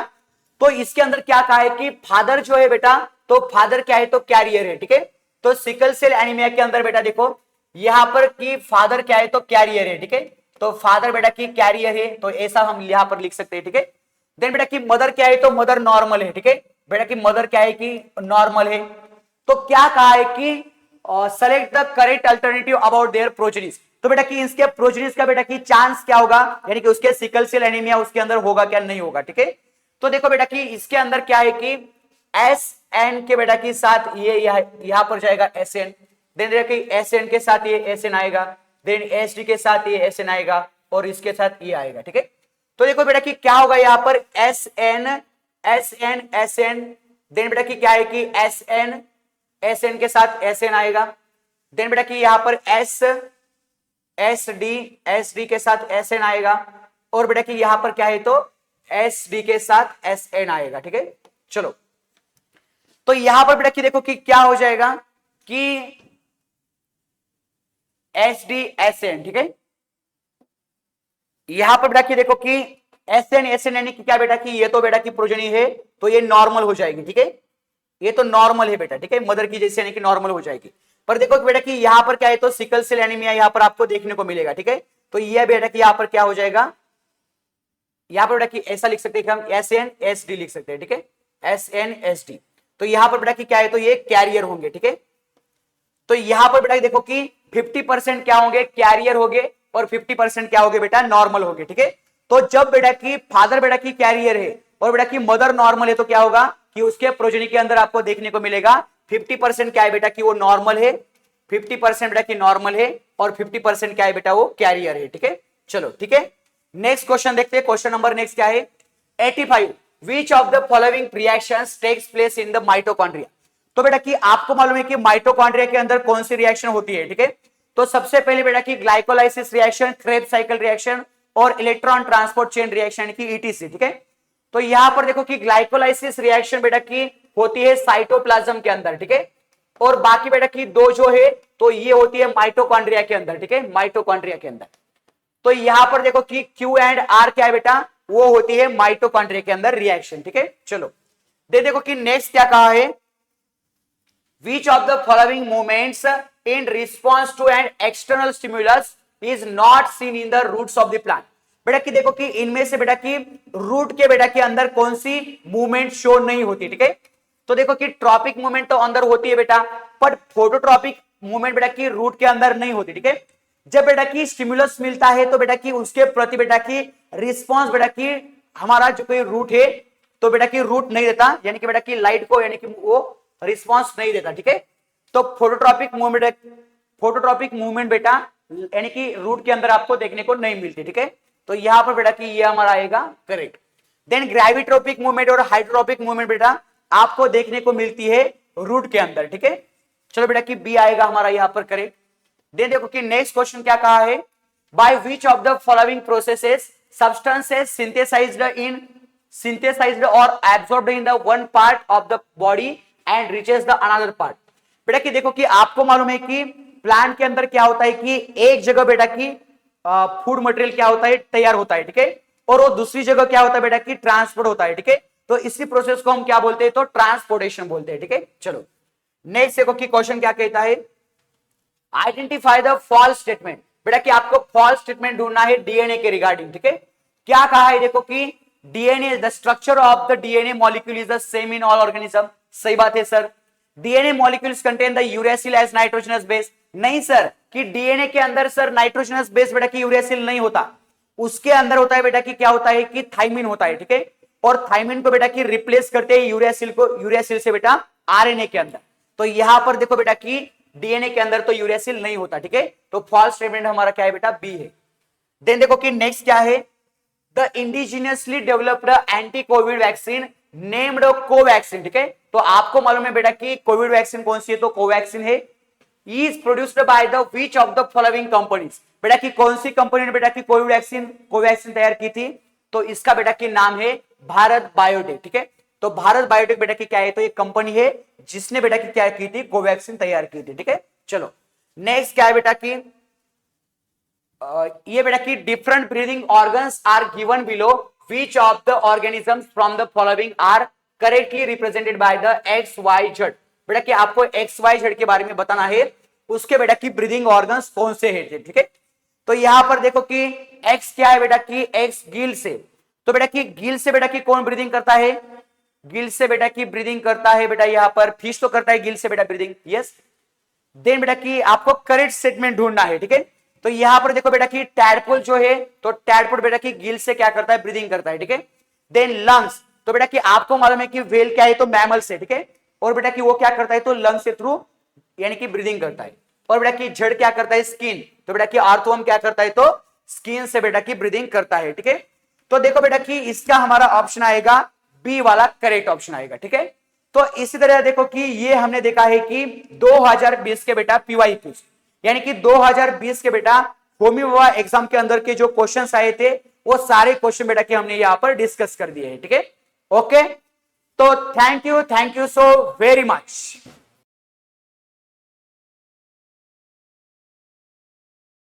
Welcome everyone. तो अभी अभी आपने बायो के क्वेश्चन को खत्म किया, अब हम 91 से 100 तक जीके के क्वेश्चन 2020 के पेपर में कैसे पूछे गए थे, आइए उसको देखते हैं। तो जैसे select the proper pair of substances used in sunscreen lotion which protect the skin from toxic rays in sunlight. Sun से जो टॉक्सिक रेज आती हैं उससे प्रोटेक्ट करने के लिए सनस्क्रीन लोशन में कौन कौन से केमिकल यूज होते हैं। तो देखो ऑयल वालों को तो तुम काट दो, अबे ऑयल की वजह से तो और ज्यादा सनलाइट बर्न कर सकती है, ज्यादा हीट लगेगी हमें, ऑयल वाला तो आएगा नहीं। आंसर इसका करेक्ट होगा जिंक ऑक्साइड और टाइटेनियम ऑक्साइड। क्यों? क्योंकि जिंक ऑक्साइड और टाइटेनियम ऑक्साइड के पास टेंडेंसी होती है कि वो सन से आने वाली रेडिएशन को रिफ्लेक्ट कर देगा या फिर ब्लॉक कर देगा, तो इसीलिए ऑप्शन नंबर सी आएगा, जिंक ऑक्साइड और टाइटेनियम ऑक्साइड। मैग्नीशियम ऑक्साइड के पास वो टेंडेंसी नहीं होती कि वो रिफ्लेक्ट कर सके, इनके पास होती है। क्लियर है? Next, which of the following sanctuaries is known as Bharatpur of Maharashtra. तो इसका ये क्या है, करनाल, नानज, नेवेगांव बंद, नंदूर मध्यमेश्वर। ऑप्शन आएगा नंदूर मध्यमेश्वर। ये ना नासिक डिस्ट्रिक्ट में है, और यहाँ पे ना बहुत सेंचुरीज का मतलब होता है ऐसी जगह जहाँ पे एनिमल्स को प्रोटेक्ट करके रखा जाता है, कोई बर्ड्स माइग्रेट होके वहां पे आती हैं, तो नासिक डिस्ट्रिक्ट में है ये नंदूर मध्यमेश्वर, ठीक है। Next, observe the given diagram and choose the correct alternative related to KLMN। अब अगर आप ध्यान से देख पा रहे हो तो के ये है सबसे ऊपर वाला, ये जो है ना इसे हम कहते हैं ओव्यूल, जो बाद में जाके सीड बनाता है, ओव्यूल। बीच में जो आपको दो सर्कल दिख रहे हैं ये होते हैं पोलर न्यूक्लियाई, इन्हें हम क्या कहते हैं, पोलर न्यूक्लियाई। जो नीचे ही आपको सेल टाइप में दिख रहे हैं ना, इनको कहा जाता है एग सेल। और एन देखो ये ट्यूब आ रही है, यहां से पोलन ग्रेन एग से जाके फर्टिलाइजेशन करेगा, तो ये एन है हमारा पोलन ट्यूब। तो यही हमें ऑप्शन में ढूंढना है, के ओव्यूल, के ओव्यूल ये रहा, एक ही ऑप्शन में है। L polar nuclei, L polar nuclei, M egg cell, M egg cell, और N pollen tube. Option number C is the correct option आ जाएगा। ऐसा फिगर आपने बहुत बार देखा होगा और ये बहुत इजी था, ठीक है। Next, which is the leading country in generation of electricity from solid waste. इसका आंसर आएगा जापान। यूएसए क्यों नहीं आएगा? क्योंकि यूएसए ज्यादातर ना सॉलिड वेस्ट को जमीन में लैंड फिल करने के काम में लाता है, वो इलेक्ट्रिसिटी उतनी ज्यादा नहीं करता जितनी जापान करता है, इसीलिए ऑप्शन नंबर 94 का सी आएगा, जापान, ठीक है। Next, in which of the following field does CDAC work? CDAC का मतलब होता है centre of developing advance computer. तो देखो नाम ने खुद अपनी बात कह दी, कंप्यूटर से रिलेटेड है, तो 95 का डी आ जाएगा। क्लियर है क्या ये? Next, what is meant by dialysis? आप जानते हो अगर किसी की किडनी वर्क करना परफॉर्म कर अपना फंक्शन परफॉर्म करना बंद कर दे तो हमें मशीन की मदद से किडनी के फंक्शन को परफॉर्म करना पड़ता है, तो उसे डायलिसिस कहते हैं। तो टू चेंज ब्लड गलत, टू रिमूव ब्लड गलत, to artificially perform the function of kidney, kidney के फंक्शन को परफॉर्म करने के लिए हम डायलिसिस करते हैं, ट्रांसप्लांट नहीं करते। इजी है ये तो सभी को आता होगा। Next, select the scientist who carried out pioneer research in genetic engineering। Genetic engineering में सबसे ज्यादा रिसर्च किसने किया है? कोहेन और बॉयर। क्यों? क्योंकि कोहेन और बॉयर रिकम्बिनेंट डीएनए टेक्नोलॉजी के बारे में इन्होंने बताया था। आज की डेट में हम genetically modified organism, genetically modified crop देखते हैं। वो क्यों आ पाया? क्योंकि रिकम्बिनेंट डीएनए टेक्नोलॉजी आई, और जो कि कोहेन और बॉयर ने बताया था। तो 97 का ए आ जाएगा। 98 है, select the correct group of viral disease. Viral disease जो वायरस से होती है वो बतानी है। इबोला हमारा इबोला वायरस से होता है। एंथ्रेक्स हमारा बैसिलस एंथ्रेक्स बैक्टीरिया से होता है। कोलेरा हमारा विब्रो कोलेरा बैक्टीरिया से होता है। इन्फ्लुएंजा हमारा इन्फ्लुएंजा वायरस से होता है। एड्स हमारा एचआईवी वायरस से होता है। और सार्क हमारा कोरोना वायरस से होता है। तो वायरस वाला एक पहला है, चौथा, पांचवा, छठा। पहला, चौथा, पांचवा, छठा, option number B is the correct option. Clear है? चलिए आगे बढ़ते हैं। Next, what is the potential difference between live and neutral wire in domestic electricity? आप जानते हो एक लाइव वायर होती है, एक न्यूट्रल वायर होती है, तो उसमें कितना पोटेंशियल डिफरेंस, कितना वोल्टेज प्रोवाइड किया जाता है? सबको पता है 220 वोल्ट की इलेक्ट्रिसिटी प्रोवाइड की जाती है। तो 99 का सी आ जाएगा। नेक्स्ट, अब ये मैच द कॉलम है, तो लिक्विड क्या होता है? लिक्विड का डेफिनेट वॉल्यूम होता है पी का सेकेंड। गैस क्या होता है? हाईली कंप्रेसिबल क्यू का फर्स्ट। प्लाज्मा हाई टेम्परेचर पे बनता है तो सुपर एनर्जेटिक आर का डी। और बोस आइंस्टाइन गैस वो गैस बनाती है जिनकी डेंसिटी बिल्कुल कम होती है, तो एस का सी। तो आप एस का अच्छा 1 2 सी डी, 1 2 सी डी कमाल करते हैं हमारे ऑपरेटर लोग भी। 3 4 आएगा तो एक सेकेंड ना, आर का आएगा डी और एस का आएगा 3, आर का 4 यार। चलिए ऑप्शन 2143 2143 2143 option number C is the correct option. So thank you so much. यहाँ पे हमने पूरे 5 साल के पेपर आपके सामने लाइव चैनल पे हमने बता दिया है। अब आप अच्छे से पढ़िए। इसके अलावा मोस्ट एक्सपेक्टेड क्वेश्चन की वीडियो दिवाली में आएगी। 100 क्वेश्चन के मैराथन आएंगे। तो अगर आपने हमारा कोर्स नहीं लिया है, जल्दी से हमारा 2000 में कोर्स मिल रहा है, उसको ले लीजिए। आपके होमी बाबा की तैयारी बहुत बढ़िया ढंग से हो जाएगी। तो इसी के साथ ऑल द बेस्ट आप सभी को।